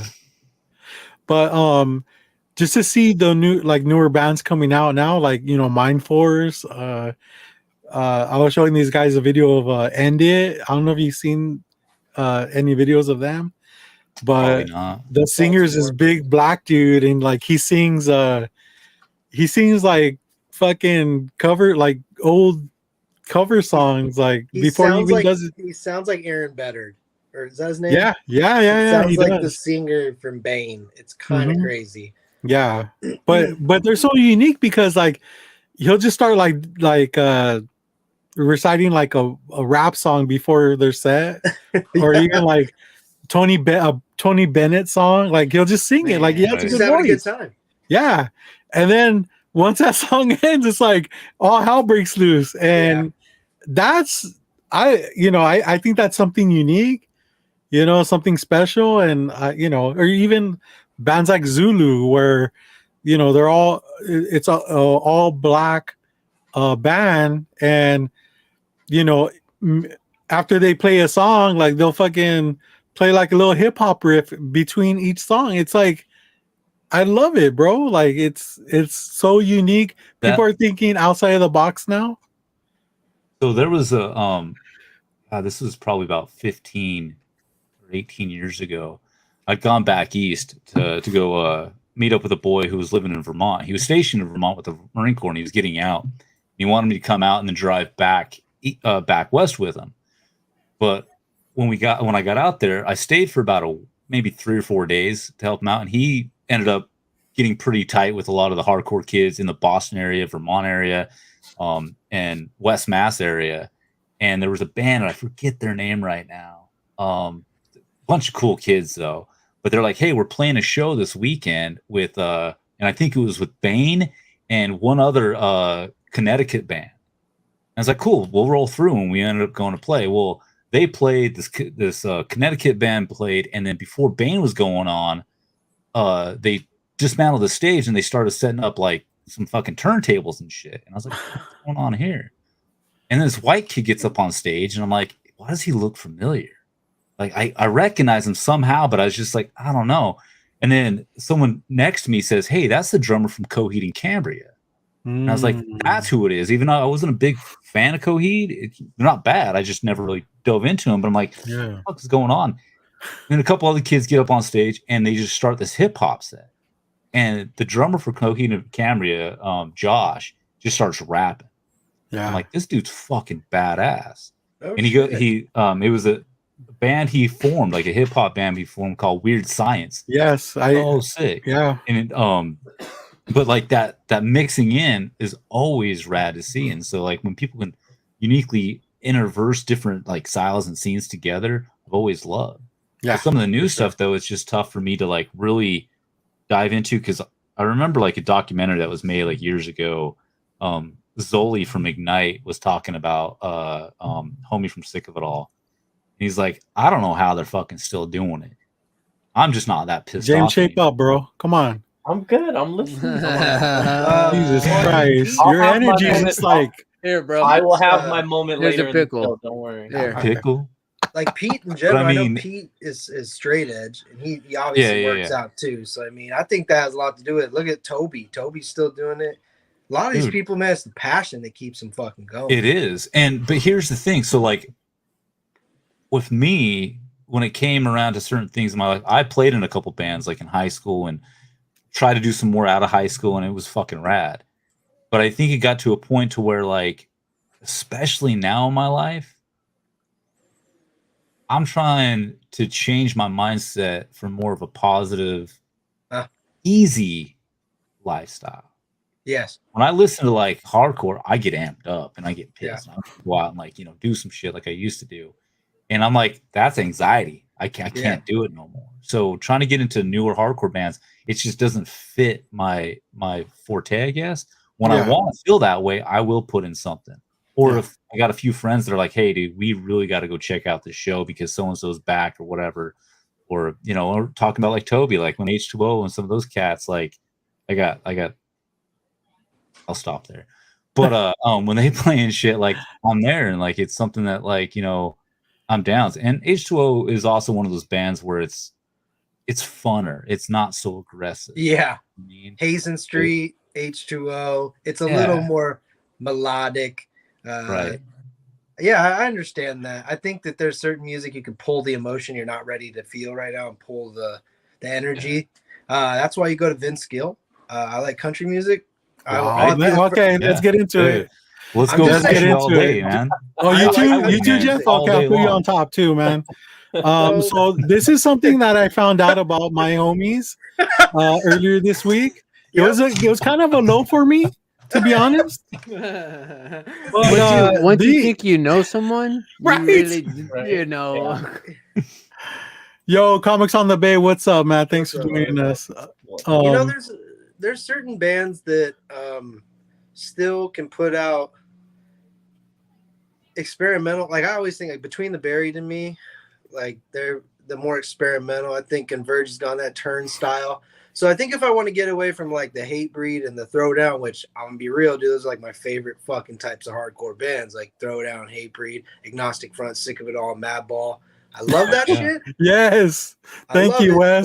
But I sometimes want to chill a little bit. So like I'll go to like, if I'm not listening to like the newer stuff, then I'll go to like Rancid, Op Ivy, the Interrupters, the Descendants, fucking just old Dropkick Murphys, the Bruisers. God, there's just so many like good, I don't know, some Oi bands or something like that. I think punk Templars, rock is dude. the happy medium, So yeah, so I have, because music is an emotional thing, right, for most people. Yeah. And it's all like, dude, today in my store, like I was playing Marvin Gaye, then I went to Tori Amos, and then I pumped up some like Gorilla Biscuits, So hold on, dude. You'll bump that shit, but you won't bump new fucking hardcore music. Well, let me rephrase that a little bit. I have a playlist of all my CDs that I turned into MP3s. It's all set. Yeah. So it's all on my devices. So I don't listen to Spotify. I don't listen to all these. It's all my own music that I've had for years. And so none of that has the new stuff. So I'm not opposed to it, but I just don't know it. And it's not going to emotionally kick in. Now, unless I can gravitate more into it. Like a buddy of mine, one of the newer bands, but they're not even that new, Lower Than Atlantis. It was a band. Thanks for that. Comics on the Bay. That's what we do. But Lower Than Atlantis, I think, was the band name from Australia. I think they're a hardcore band from Australia. And he tuned me into them probably a couple years ago, and now they're in the mix because eventually I fell into it. So I'm not opposed to the new stuff at all. Matter of fact, I support it when I can, but it just has to be somehow put into my music selection. And that's the thing, dude, is when you don't have like a streaming service, and I believe me, dude, I've been against that for years. When you don't have some, I'm not against it, I just can't afford it. No, yeah, no, I get it. It is fucking expensive, dude. But when you don't have a streaming service or anything like that, how are you gonna find new music? It's very hard, right? Unless it's word of mouth, the old school way. You know, hey, listen to Bane. Hey, listen to Sick of It All. Hey, listen to Hatebreed. You know, like yeah. Listen to Bad Religion. Listen to fucking 7 Seconds. Yeah, I mean, it's hard because there's so much good music that we listen to. So I kind of vibe with what he's saying because there's so much fucking good music from our generation and the generation before. Like you can go out and listen to Joy Division. You know, you can go out and then the next minute you're on The Cure. The next minute you're fucking back to Acacia Strain. Like, so I jog around like that. I'll be listening to fucking Eric Church. Then I'll be listening to the soundtrack for fucking, Hamilton. One of the musicals. The musicals I like. I listen to everything, dude. And I fuck with Moulin Rouge. I do. I fuck with The Greatest Showman. No, and I've got an issue too. Somebody brought this up one time in my life. They're like, "Oh, you're a fucking Capricorn. That's why." And I was like, "What the fuck?" I don't really go with astrology. But the point was, I guess Capricorns are like this weird OCD. They can put on an album and listen to it on repeat for like 6 months. And I'm like, yeah, I totally do that.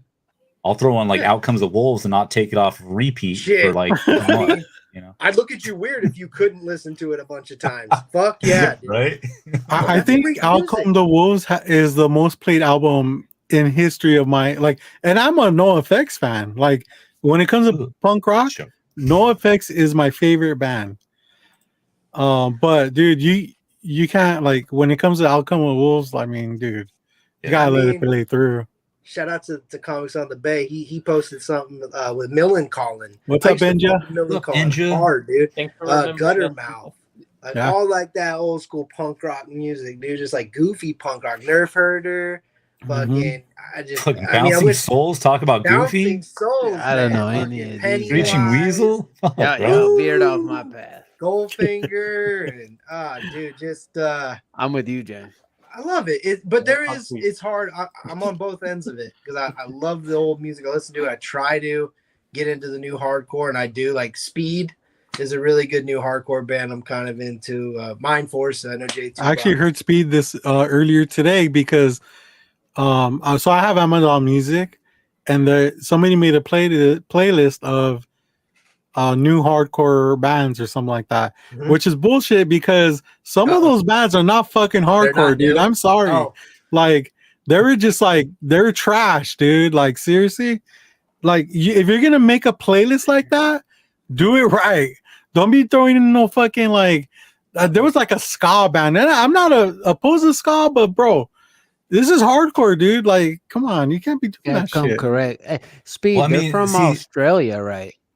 Yes. That's cool. Yes. That's badass. And their fucking live shows, which I have not been to. I've watched enough of them. I don't even know if I'd go to one. They're just so insane, dude. I'm like him, dude. I'm too old to be doing this shit, man. So me, I'll go to every show I've been to lately, I'm chilling. But you ain't gonna see me in the pit. I'll be on the outskirts. That's what I'm afraid of because I don't need that riff to kick in where it just drags me in those days. You're always getting fucked up, dude. Dude, I could chill for a minute. I'll be hanging out. Someone like, dude, that's that song. Fucking let's go. And shit, dude. He loses he just has his outer body experience. You know what? I'll give you a recommendation. Buy yourself a mouthpiece, then you can do that. There was a guy I used to see at shows all the time with a mouth. Yeah, he was a big Asian dude. I think I know who you're talking about. Dude, he was at all the fucking shows, dude. Yeah. They used to call him mouthpiece. Fuck, I forgot what they called them. But yeah, he had a mouthpiece at every show, and I talked to him one time and I was like, "Hey, why do you have a mouthpiece at every show?" And he goes, "Because the time I didn't, both my front teeth got knocked out." He's all, and I'm a big guy. He's all, I'm a big guy, and people can't even get to my because he's so tall. But somehow it happened. I'm just like, oh fuck. Man, it's funny because I'm thinking about the diverse amount of music. And I ain't gonna lie, I hit up J2 yesterday. Like, I listened to old 3-6, Pastor Troy, fucking Little Scrappy, dude. I listen to the weirdest shit at the weirdest times, but then like I'll switch over. I don't know. There's not much music I don't like. I will be honest, man. There's ska music kind of makes me mad. Oh, I love it. It's I really fucking love it, happy. dude. Like it's like really, really happy and like. I got a challenge for you, Ross. A challenge, because I kind of agree with you on the ska stuff. Right? There's only a few ska bands that I can tolerate. You need to check out a band from Japan called Kemurai. Kemuri. Kemuri is good. Yeah. Talk about if you want to have a positive, happy fucking day in a way that's like, this is fucking, dude. They're on it. Like, no, they're good. Yeah, I know them. Yeah. You have good taste in music. I'll listen to it. I got an opportunity to see him in Japan back in the day, and they fucking blew my mind. I was like, these guys are dope.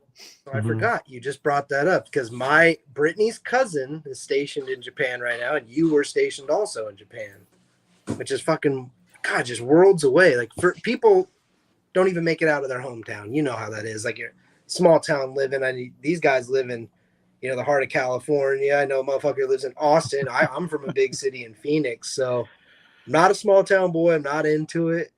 But to hear people that have, whether you've served or traveled, because we love to travel, it must be crazy, dude. Like going to a place like Japan. We got Wesley reciting propaganda right now. Look, here's a funny little story that kind of ties all this together a little bit with the traveling. So when I was living in Japan, I was stationed in the Marine Corps down in Okinawa. H2O, back, I think this is 1999. Oh, the fucking heart of it. Hits me up. What's that? You were in the heart of it. 1999? Yeah. 97? So my sister hits me up and saying, hey, H2O is going on tour. You want to like hook up with them? And because they started in Tokyo. And so I was like, dude, that'd be dope. So she got me in touch with Rusty, the guitar player of H2O. The one that got shot. Rusty to Tokyo. Yeah. Got so shot in the face like to Tokyo. 50 Cent. I'm supposed to meet up with them at Club Hako or some shit, right? And this is before like cell phones that gave you directions. So I'm just like getting off the plane, going to the subway, trying to figure out where the fuck to go in Tokyo, and I'm just lost. And finally, I make it there, like halfway through their set, and I find the back entrance. And the dude that's guarding the door is like, hey, because I don't got tickets right now. I'm supposed to meet up with Rusty and shit. Well, finally, I wait outside and the show ends and they come out and I see Rusty. I was like, what's up, man? Blah, blah, blah. And fucking weird as fuck because when he comes out, they get swamped by all these Japanese kids. No shit. And we're talking and we're just like trying to, and they're like just wanting autographs, and Toby's just on hype mode, just autographs and everything. And these kids are asking me for their autographs. Fuck yeah. And I'm like, I'm nobody, dude. I'm just not with the band. This isn't my shit. Like, whatever. And then one kid comes up and he doesn't speak English, but he's like, hey, and he pulls off his shirt and he's got this giant X tattooed on his chest. And I was like, fuck yeah, man. And I show him my X on my calf and we're just bullshit and but not speaking the right language. And it was the strangest dynamic because then they were playing there for 2 or 3 nights and then they were going to Osaka. So I hung out with them for a couple nights. Actually stayed with Rusty in his hotel room that night. But we left on one of the days to go hang out. And it was the most bizarre world because I'm in Japan, stationed with the Marine Corps, hanging out with one of my favorite bands, number one, and the cat's there. And then Adam Blake, dude, that's fucking hilarious. That's great. Just keep going. I'm digging this. So Adam Blake is he is a fucking nut. I love the guy. It's so fun. But I don't know if you're familiar with who Adam Blake is, but bass player of H2O. And we all go to the Hard Rock Cafe to go just hang out, eat, and just chill. We come outside, and Adam had to run back inside because he wanted to pound another shot of whiskey or something. He comes back out, and we're all just fucking doing our thing. And as we're waiting for the taxis to show up because we're gonna go head off somewhere else, some dude comes walking out, and he's got this long hair, an American cat or whatever, and he's like, "Hey guys, what's going on, man? You guys in a band or something?" And I think it was Toby's like, yeah, dude, whatever, just like, fucking blah blah. And then Rusty's like, yeah, and he's like, yeah, I am too. We're playing like tomorrow night or whatever, and but we got to wait for my guitars to come in because I'm bringing in 20 guitars. And Rusty's like, 20 guitars, dude, I got like 2. And then he's like, yeah, that's what he said. He's like, I got 2 guitars and one of them your sister has back in Cali or some shit. And I was like, fuck. And then like who? And he's like, well, here, take my pick, man. He's got picks, right? Like guitar picks. And we're looking at, and it's fucking Rick Nelson from Cheap Trick. Oh, like, what the fuck? And it's this weird thing. And then I'm gonna make a long story shorter. We end up fucking they end up taking off to Osaka. And I stay in Tokyo for a couple of days and then some other shit unravels and goes on. Well, then I go back to Okinawa. And then one of my fucking staff sergeants in my platoon says something to me one day. He's like, hey, so how was Tokyo? Because they all knew I had to take leave and I had to, do whatever. But it was good. And he makes some comment about Rusty. And I was like, how the fuck? And he's like, no, I grew up with him. He's my boy in fucking New York. And I was like, what the fuck? This whole time, I've got the staff sergeant that's like Mr. Hardcore Kid himself. We had no idea, but then he just turned into a bigger dick to me on something. But it was hilarious. I was like, so it just shows how small of a world this can be in the community. That's whether it's comics or music or what. It's insane. So it's fucking hilarious. And I've always heard that Tokyo is known to have the most diehard music fans of whatever genre they are. Dude. So it's interesting to hear that from you being an American boy over on their soil, but to see American bands, especially fucking in that night, what did you say, 98? Yeah, 99 was 99. That time. But yeah. So I went to Japan in 98 and then left. I believe they dropped their first H2O, may have dropped in 96 or 97. I can't fucking remember the date, but I mean, those first 2 albums. Dude, what? Well, the first 3 albums to me were awesome. Oh my god! And I don't think people know this, but H2O is not necessarily a straight edge band. They're fronted by a straight edge member, and like just to have, I mean, I just remember it's crazy to hear you tell these stories. I look up to that band so much, and they've done so much for me without them knowing, but like an influential amount because of how young I was. Back then, I mean, when they dropped their albums, I was so young, dude, but I loved them. And I remember Toby just answering the phone when I was going to the first show to see them. And H2O was like this thing, they were fucking rock stars to me, man, when I was a kid. Like, they are the version of rock stars to me. Yeah, this is the thing about Toby, though. Like, a lot of hardcore bands, they kind of have, well, I think back in those days, they kind of had like a stick up their ass. You know what I mean? And Toby was one of the guys that would go out of his way to be like, hey, what's up, man? You good? Like, just thanks, Bag. Yeah. Yeah. Thanks for stopping by, man. We enjoyed your comments. But he kind of just like, or even like the cutscenes in the albums.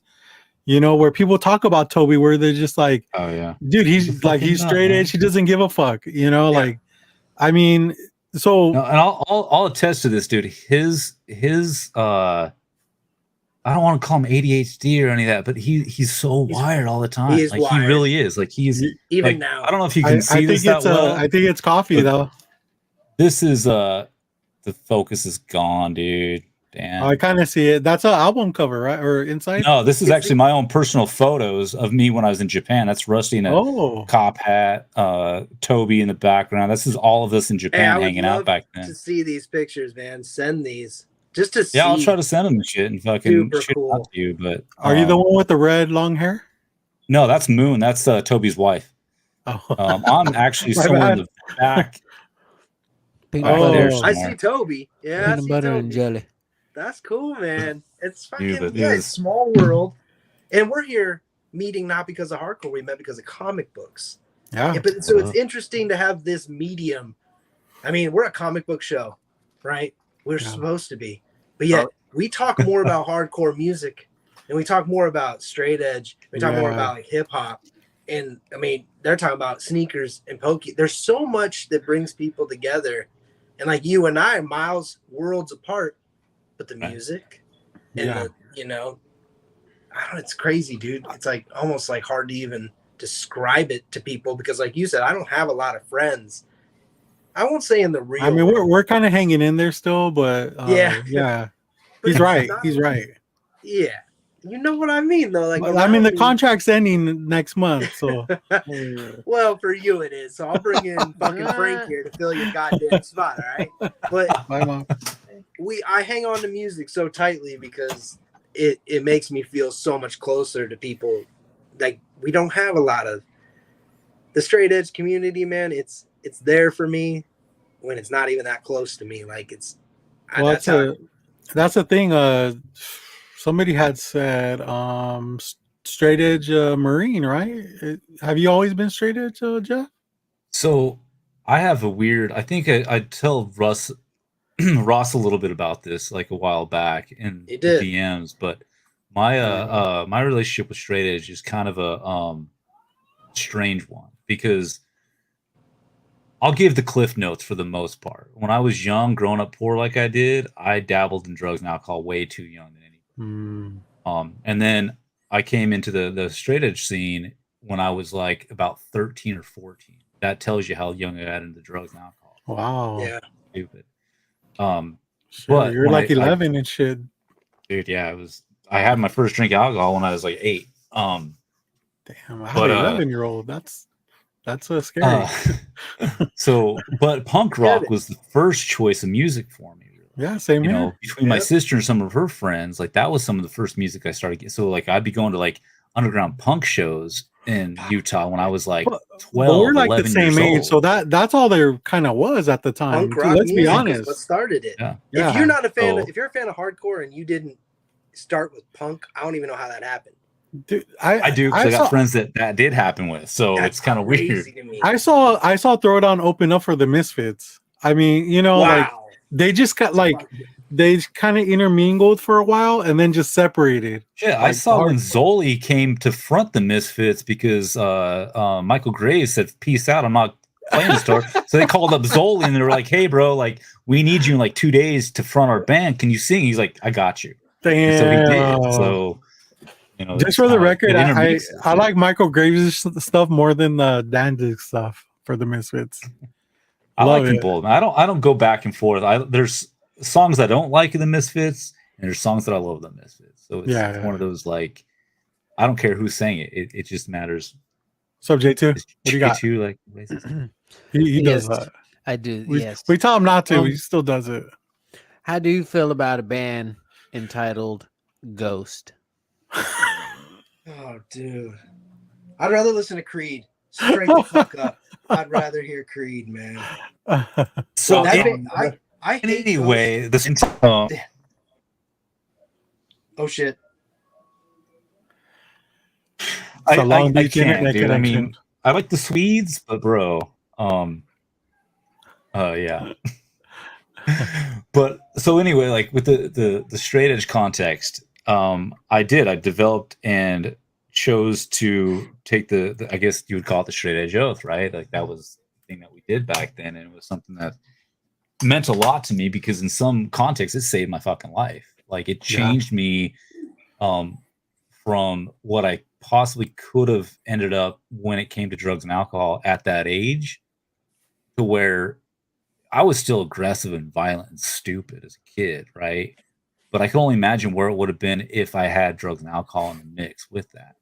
So that's why like I got into the scene pretty hard, and that was where the aggression came in, where I was in the pit. But then I needed to take it a step further, and I was like, I need to start my own band. And me and my buddy Billy at the time, we ended up starting a band. And I always kind of play music. I grew up playing the piano, clarinet, and then I started going into the guitar. And then I started singing, and that just helped even more with that aggression. Being an introvert, it was weird because I didn't like being on stage necessarily, but I had a release, and it was a good thing. And then I would just get off stage and go, do my own thing. Yeah. But it was something that like that hung out for a while. But then I joined the Marine Corps, and then in the Marine Corps, after some shit happened, things went in, and then plus it's a weird thing when you're in the Marine Corps because though there's this camaraderie and brotherhood, a lot of Marines surprisingly come from like a different background of like sports and drinking and all this kind of. So I didn't fit in. Like I felt like I was again out of place in the world. And then some shit went on, and I ended up started drinking when I was like 19, 20, Wow. maybe 19 or 20 when I was in Japan. And that led me again back into the drinking, back into the drugs, and then I had my hurdles with that shit, and then I gave it up again. So now coffee's my only vice. But I have a personal thing where I can never really claim the title straight edge. It's a personal thing because I felt like I gave it up. I sold out at that time in my life. And that was a personal thing for me. So I have this like weird, like, fuck, dude, really just like my word is my bond. When I give that, it means something. And so I felt like I let myself down. I felt like let a lot of friends down when I did sell out. And so now that I am essentially straight edge, I don't drink, I don't smoke, I don't do any of that kind of shit. I just drink coffee, you know. So theoretically I'm straight edge, but I just can't take on that philosophy. And I can't brand myself in that because I tell myself I'm not allowed to. I know it sounds stupid. It's a weird thing. That's crazy. I mean, yeah, it's people have their own, like Rick from Strife. He doesn't claim it anymore because he feels like it's not, you know, what it's supposed to be, or at the time it wasn't what it was supposed to be. It was very militant and angry, and it, you know, he didn't want any part of it. Funny because it was So DeWitt from Integrity, he was straight edge at one point. And I remember a show where he had Rick come up to sing his Drug Free You song because he wasn't drug free anymore. And he felt like a hypocrite singing that. So he actually had Rick from Strife come up and sing it for him at a show that they played out of that respect side of it. Well, I mean, it wasn't like he broke edge or anything. He just didn't want to claim it anymore. I don't know. I heard that he wanted to drink a beer. I heard that was the age-old thing that he said, I just want to have a beer. I don't know if there's any truth to that. But I could have sworn we're talking about the lead singer of Strife. Yeah, that one I'm not sure on, but I know DeWitt actually did. Like he actually started drinking one, so that's why. Someone, I thought it was the lead singer, but maybe I'm wrong. But it's interesting you bring up the straight edge thing because I have my own battles, and I blacked out my fucking straight edge tattoo. So it's like I took it just as far as you did, and I hated. Well, I still have my straight edge tattoo though. I never blacked that out. You know, there's one big X over 3 X's. So I black X everything, and just can I just say the 3X thing always bothered me. I mean, it's what I grew up with. I don't know. People think it's a porn thing. So when I was younger, it was just the 1X, and then it evolved to 3X's because of certain things, right? And for me, I was like, well, no, it's just 1X. Yeah, because that's what it was. Or it should only be 2 because both hands needed it when you got into the clubs in Boston when you were younger. So yeah, but it's just that old. I'm a little younger, so I think the 3X's was my generation. It was. So now I just have the 1X, and I don't think a lot of people know, but the OG way to like represent is to have it was like a circle on the back of your neck. So, which has there's no X's or anything like that, but that's like old school straight edge. A lot of people don't know. That's not really straight edge though. That was something else that was conformed to. Actually, can't really describe it because the X that's what adopted from the Minor Threat song into the clubs back in the day, and then it brought it out. But the O came from a construct of something that tied in with the drinking in clubs was part of that to indicate, hey, they're underage. Yeah. That was kind of the thing. So it wasn't so much that, but yeah. All right. Let's change it up a bit because James is fucking here. He's annoyed. He's angry. I am not. I actually wanted him to explain his whole country thing, but maybe we'll just go on to showing off pickups. Sure. All right. Who wants to go first? Do you have anything, Ross? Just the PlayStation. Damn. Weird flex, but okay. And a couple. What about you, J2? I know you got something. Hold on. Let's go. Hello, everybody. I got a weird flex too, Steelbooks. Shout out to my buddy who works at Best Buy who didn't tell me that Best Buy had Belly on Steelbook. Hey guys, look at this cover. The slip is dope. But look at One of that. the best rappers of all time. That beautiful scene, the opening scene when they're in the strip club at the very beginning with the opening track of Back to Life from Soul to Soul. Fucking amazing. Yes, one of the best rappers alive and deceased, actually. Two of the best rappers in the game that you could say. Shout out to DMX and Nas. And I also Is that movie any good? I never seen it. Okay, dude. This movie gets slept on so bad, and I think it should be in discussions of talks of like Goodfellas, Scarface, Fight Club. It's like it's sad because it's like only a handful of people, the black community, and then like a handful of brown and white people have seen this movie, and then that's it. I think it's absolutely amazing. I fucking love this movie. It is so good. If you have not seen Belly, please watch it. And it has a great soundtrack as well.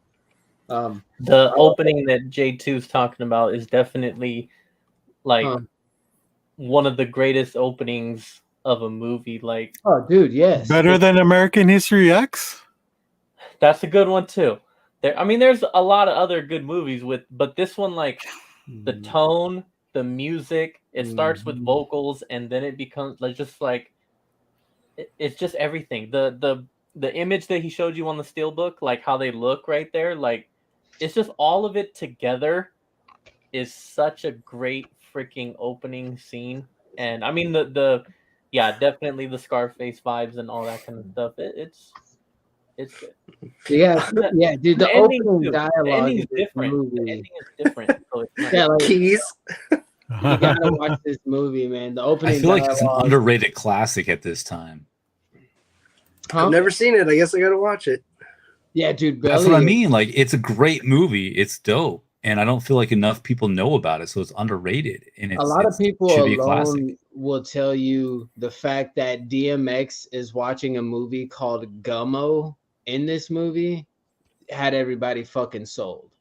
What's that? I don't get it. Why? That sounds familiar. Gummo. Is that a documentary? There's an old school movie called Gummo that's fucked up, and it's pretty. It's not a movie, but it's like about like white trash kids that are like. Oh yeah, I think I did see that.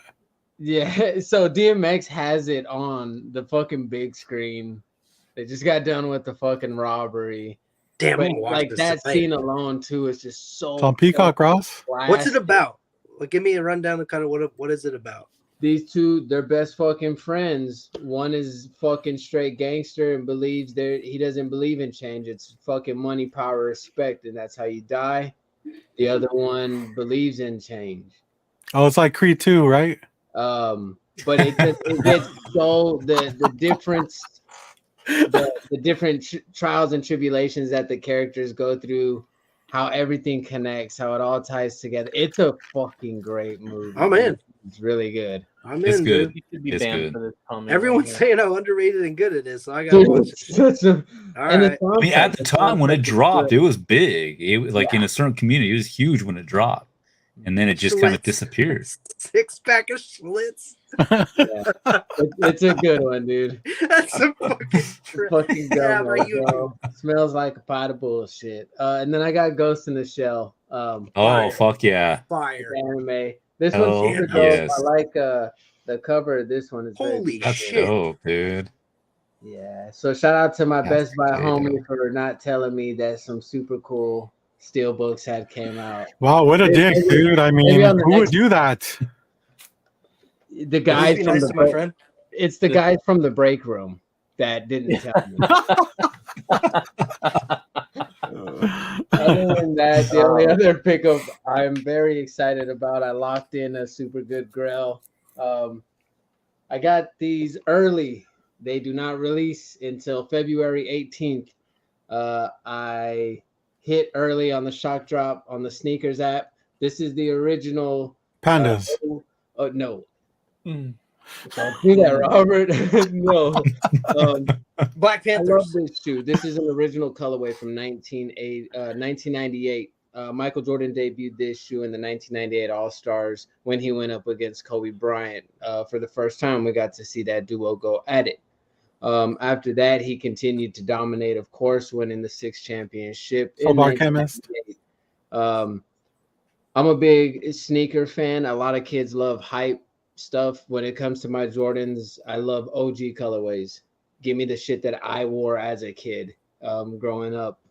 So yeah, I got this shoe. I'm very excited about it. A lot of people shit on the 13s. This is actually one of my favorite Jordan numbers. I love the look of it. I love the style of it. I love everything about this shoe. Quality leather, great suede stuff. So super cool thing about this shoe is one of Jordan's nicknames is the Black Cat or the Black Panther. This shoe is designed off of the Black Panther, which you see at the bottom, what some would say might look like an elephant's print. This is actually the paw print, or what's made to look like the paw print. Damn, all I see is an elephant now. Yeah, right. Here on the quilted leather that you may see that also feels like butter, it's supposed to mimic the whiskers of the cat. And then, of course, when you come, I haven't pulled the plastic off, but inside of there, it's a 23 and the Jumpman logo. That's supposed to be the cat's eye.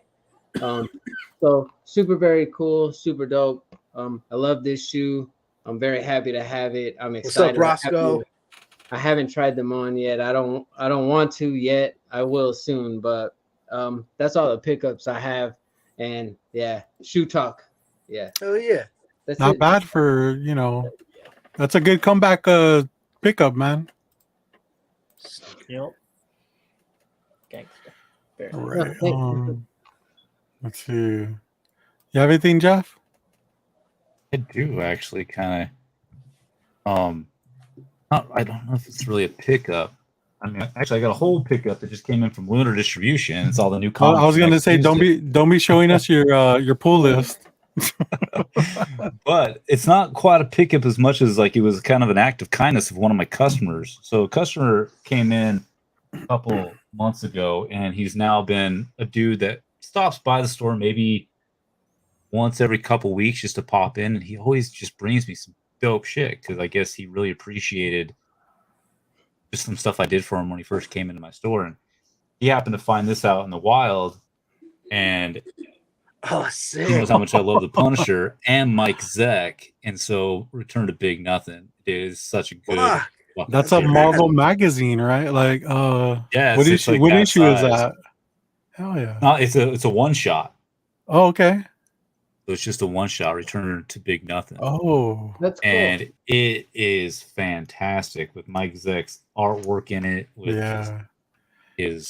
I bet he's your favorite Punisher artist, style. right? Yeah. He's probably in my top 3 for sure.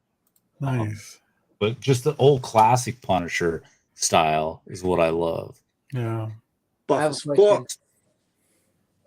Super dope. So that was just that. I mean, that's just dimensionable of like, again, how awesome this community can be when you look out for others. But I mean, that's really the big, I guess, pickup that I really. You're fucking wearing a Minor Threat t-shirt, aren't you? I am, yeah. Hell yeah. I just caught that. All right. I'm wearing the Gorilla Biscuits Umbrella Academy. Ever since this Frank one shared goes back story. to like even has I've got the shares. Nice. Hell yeah. But I've had this since I was like, I don't know, 15. Damn.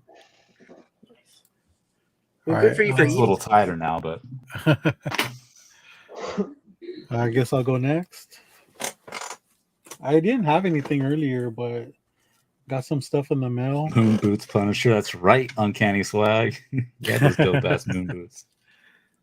So I was at Fisk earlier today, and he had one of these, so I picked it up. It's Adam Hughes cover. That's Different dope. variations of Harley Quinn. One of them I noticed is her in a straitjacket, which was, back in Harley Quinn #1. The Right. Wasn't that the controversial one where like there was a couple different variants of that one where I think the German cover happened to be like no underwear. Yeah, something like that. Yeah. I still need to pick one of those up.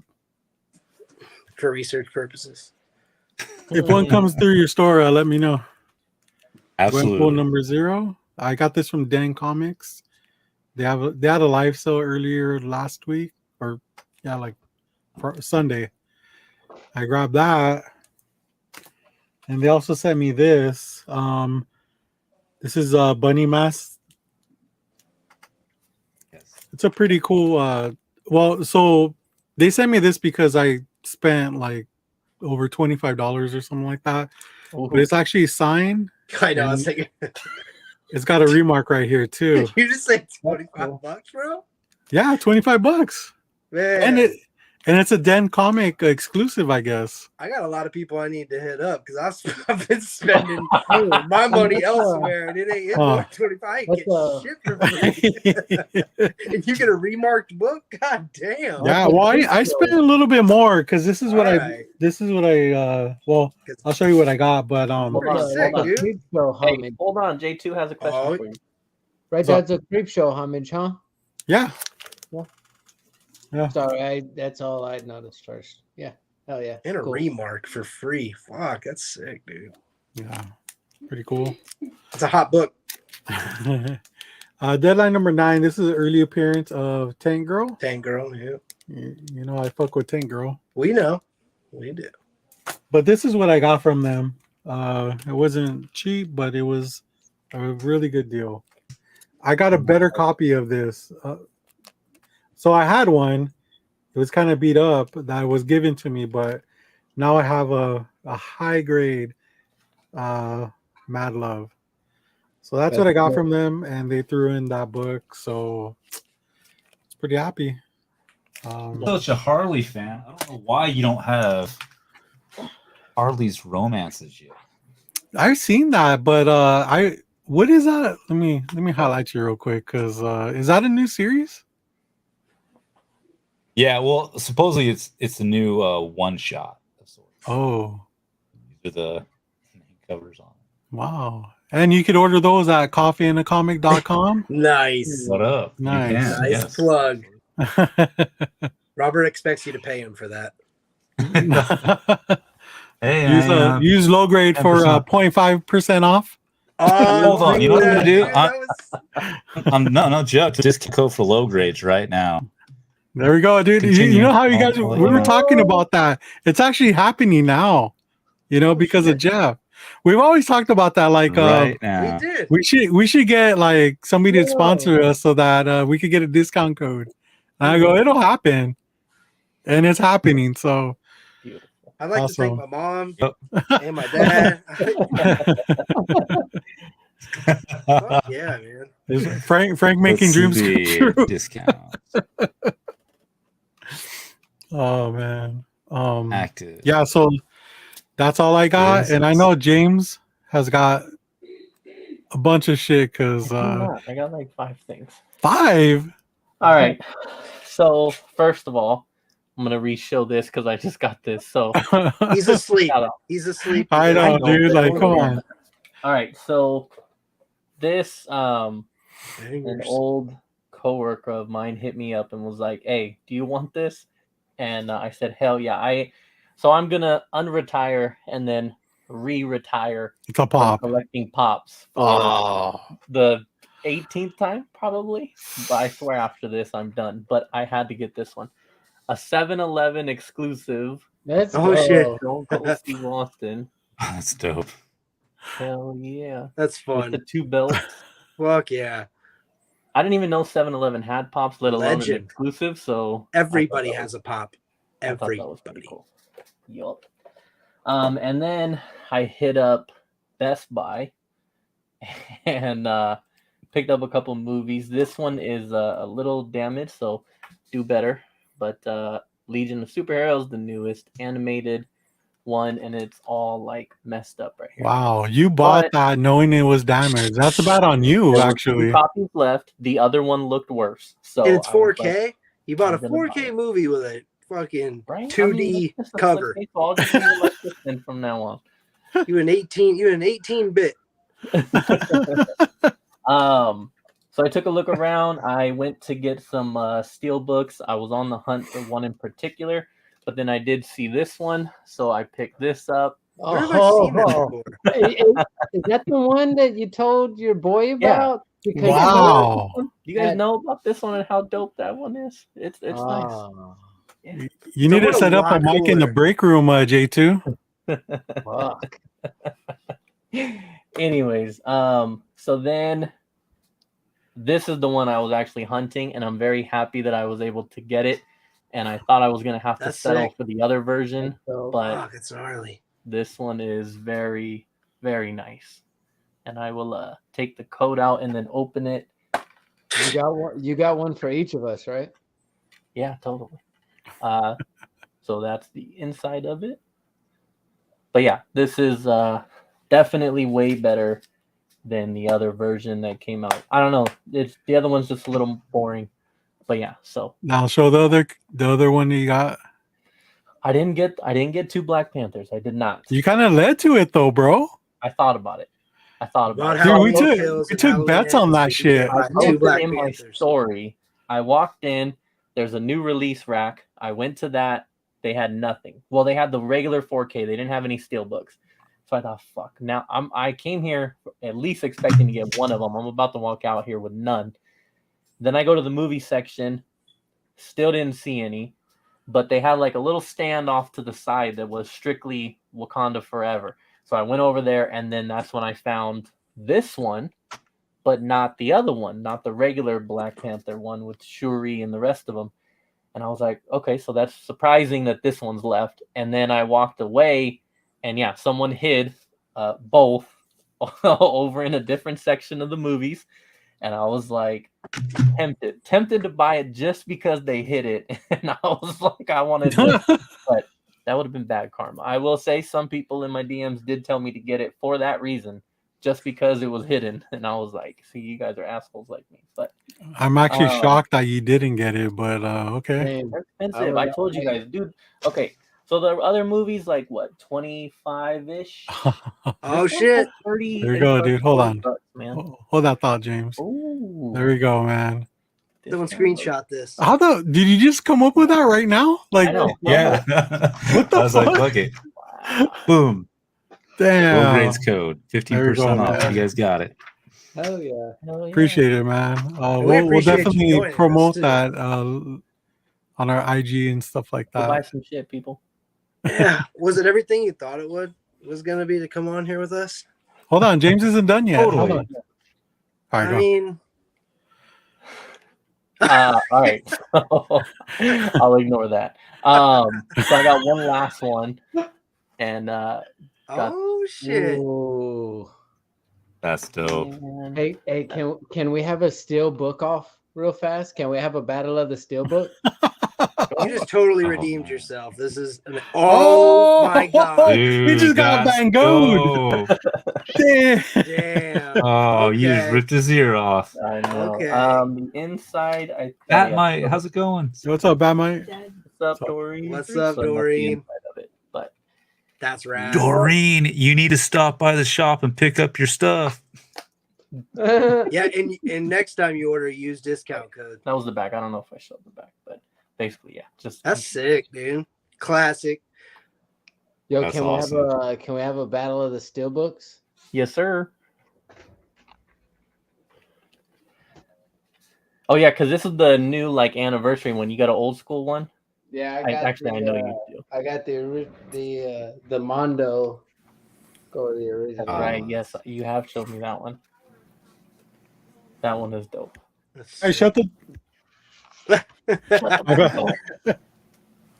A lot going Shut up! on I'm talking there. with my friends. That's sick. Looks like Great artwork. it's like GTA 3 vibes. Yeah, like it is. That's art. tight, dude. Hell yeah. Yeah, I like yours though. That slipcover with Yeah, the no, ears, dude. That was the best. That was awesome. Well, It is dope. not bad. But Yeah, so that's my steelbook haul. Awesome. Hopefully, Jeff- Bub's World catches this on the replay because I know he's a steelbook collector too. So Jeff, we're gonna start winding things down. It's are we? yeah. I mean, It's about that 2 time. hours. Yeah, a couple hours. I know it doesn't feel like it, but Oh no, it did for me. I believe it did. Man. You've been an awesome guest, dude. And you know what's funny is like we've met each other. I've touched you in real life. Near Mint Sunday, Yeah, and I didn't know anything about we talked a good amount of time, and I learned a lot about you as much as I could in that amount of time. But man, like this is a whole nother level. You know, this is awesome. Subscribe to him, dude. Which I was gonna say, are you gonna be at Near Mint this coming March? Dude, there's so much stuff coming up, dude. I mean, we'll see. Like, I really had a blast. I really did. Especially the amount of people that I knew there. Oh my God. Like, I take 2 steps and I see another person that I knew. You know? And even you, I didn't know you at the time. Like, I knew you from Instagram, but not like, we never like DM'd each other or sent dick pics or nothing like that. Now we can. Right? I mean, if you want to, I'm not a like good one. Yeah. But let's real quick kind of like so it's in your name. What kind of coffee do you drink? Dude, I drink. Here comes another hour. Like right now, for example, what's in my mug right now? I've got this one. Another customer of mine came in for my birthday a while back and gave me this for my birthday. Waxana Reserve. Blend. Oh, Oaxaca Reserve. Nice. Yeah, really, really freaking good from Mexico. So I toss it up, but typically the way I do my coffee here, especially, it's a pour over style. Yeah. And Rage knows the coffee I normally get. You make me want to do that pour over style. I've never done it, but it looks so fancy. It's strong. It's not just that. It's not just as fancy. It's a lot of people don't like coffee because they don't like the bitterness of coffee. Oh, I love it. That's me. Right? And if you like the bitterness, it's going to be even better for you, but it smooths it out. Look how light my coffee is, dude. Maybe you should. White. See, mine is like almost gone. But it's black. You're gonna have to teach me your ways. I'll be your Padawan. Oh, there you go. That's a better view. I need the ska band name. I need how to do some coffee. I might have to take back that I fucking represent straight edge. You're just changing my ways here, man. But it's seriously been a pleasure. I want to get you back on here. Where can we find you, man? Where can everyone see you? I'm sure everyone already knows, but Coffee and a Comic is the Instagram, except for there's underscores after each word. And then coffeeandacomic.com, you can find all my social stuff on there too. I'm more active on Instagram. That's kind of where I started, and that's where everything goes. But if you're in the SoCal, what is a comic? Wait, hold up. That was genius. I love it. But yeah, so Coffee and a Comic, that's where it's at. And if you're in the HB area, like if you know Huntington Beach in Orange County, my store is right off of Beach Boulevard in Slater, kind of near cross the street from the Del Taco in a cool little shopping complex. Ooh. If you're ever dinner date stop by. afterwards. And a lot of people don't know this. They know Coffee and a Comic, and they know little things about that. But for whatever reason, I can't get the idea out to people that I give free coffee away. I don't sell coffee in my store. Ooh, I like with every comic purchase you get. So if you come in and buy this comic right here, you get a free cup of coffee. Nice. I do that mainly because of like my mom. You know, talking about that, like her. I won't get into it too long. But it's I want to present this lifestyle that I've created to help me with my issues of that coffee and a comic in the morning. Give it back to others. So I'm willing to take on that burden of giving a free cup of coffee away. There you go. Bring the kids in for a free cup of coffee, right? Free cup of coffee, sit down, talk with me with bullshit comics, and use low grades code. Yes. Off, man. That's it. We've made it. That's all I'm saying. We made it.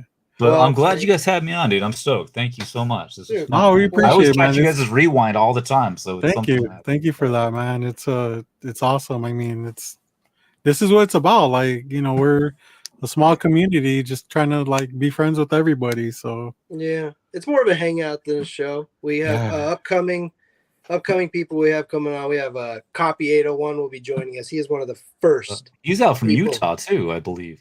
And he's the one who made us the song you hear in the beginning in the video. So he made us our whole thing. He's one of the first people that came on board with the low grades.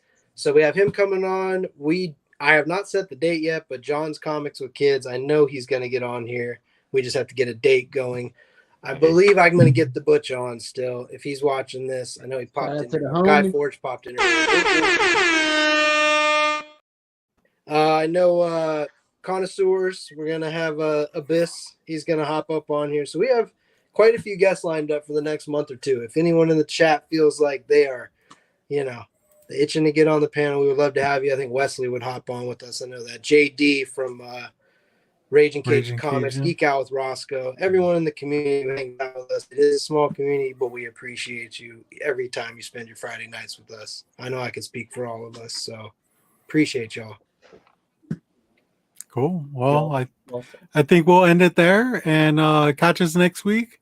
Same time, same channel. And like always, low grades for life. Low grades for life.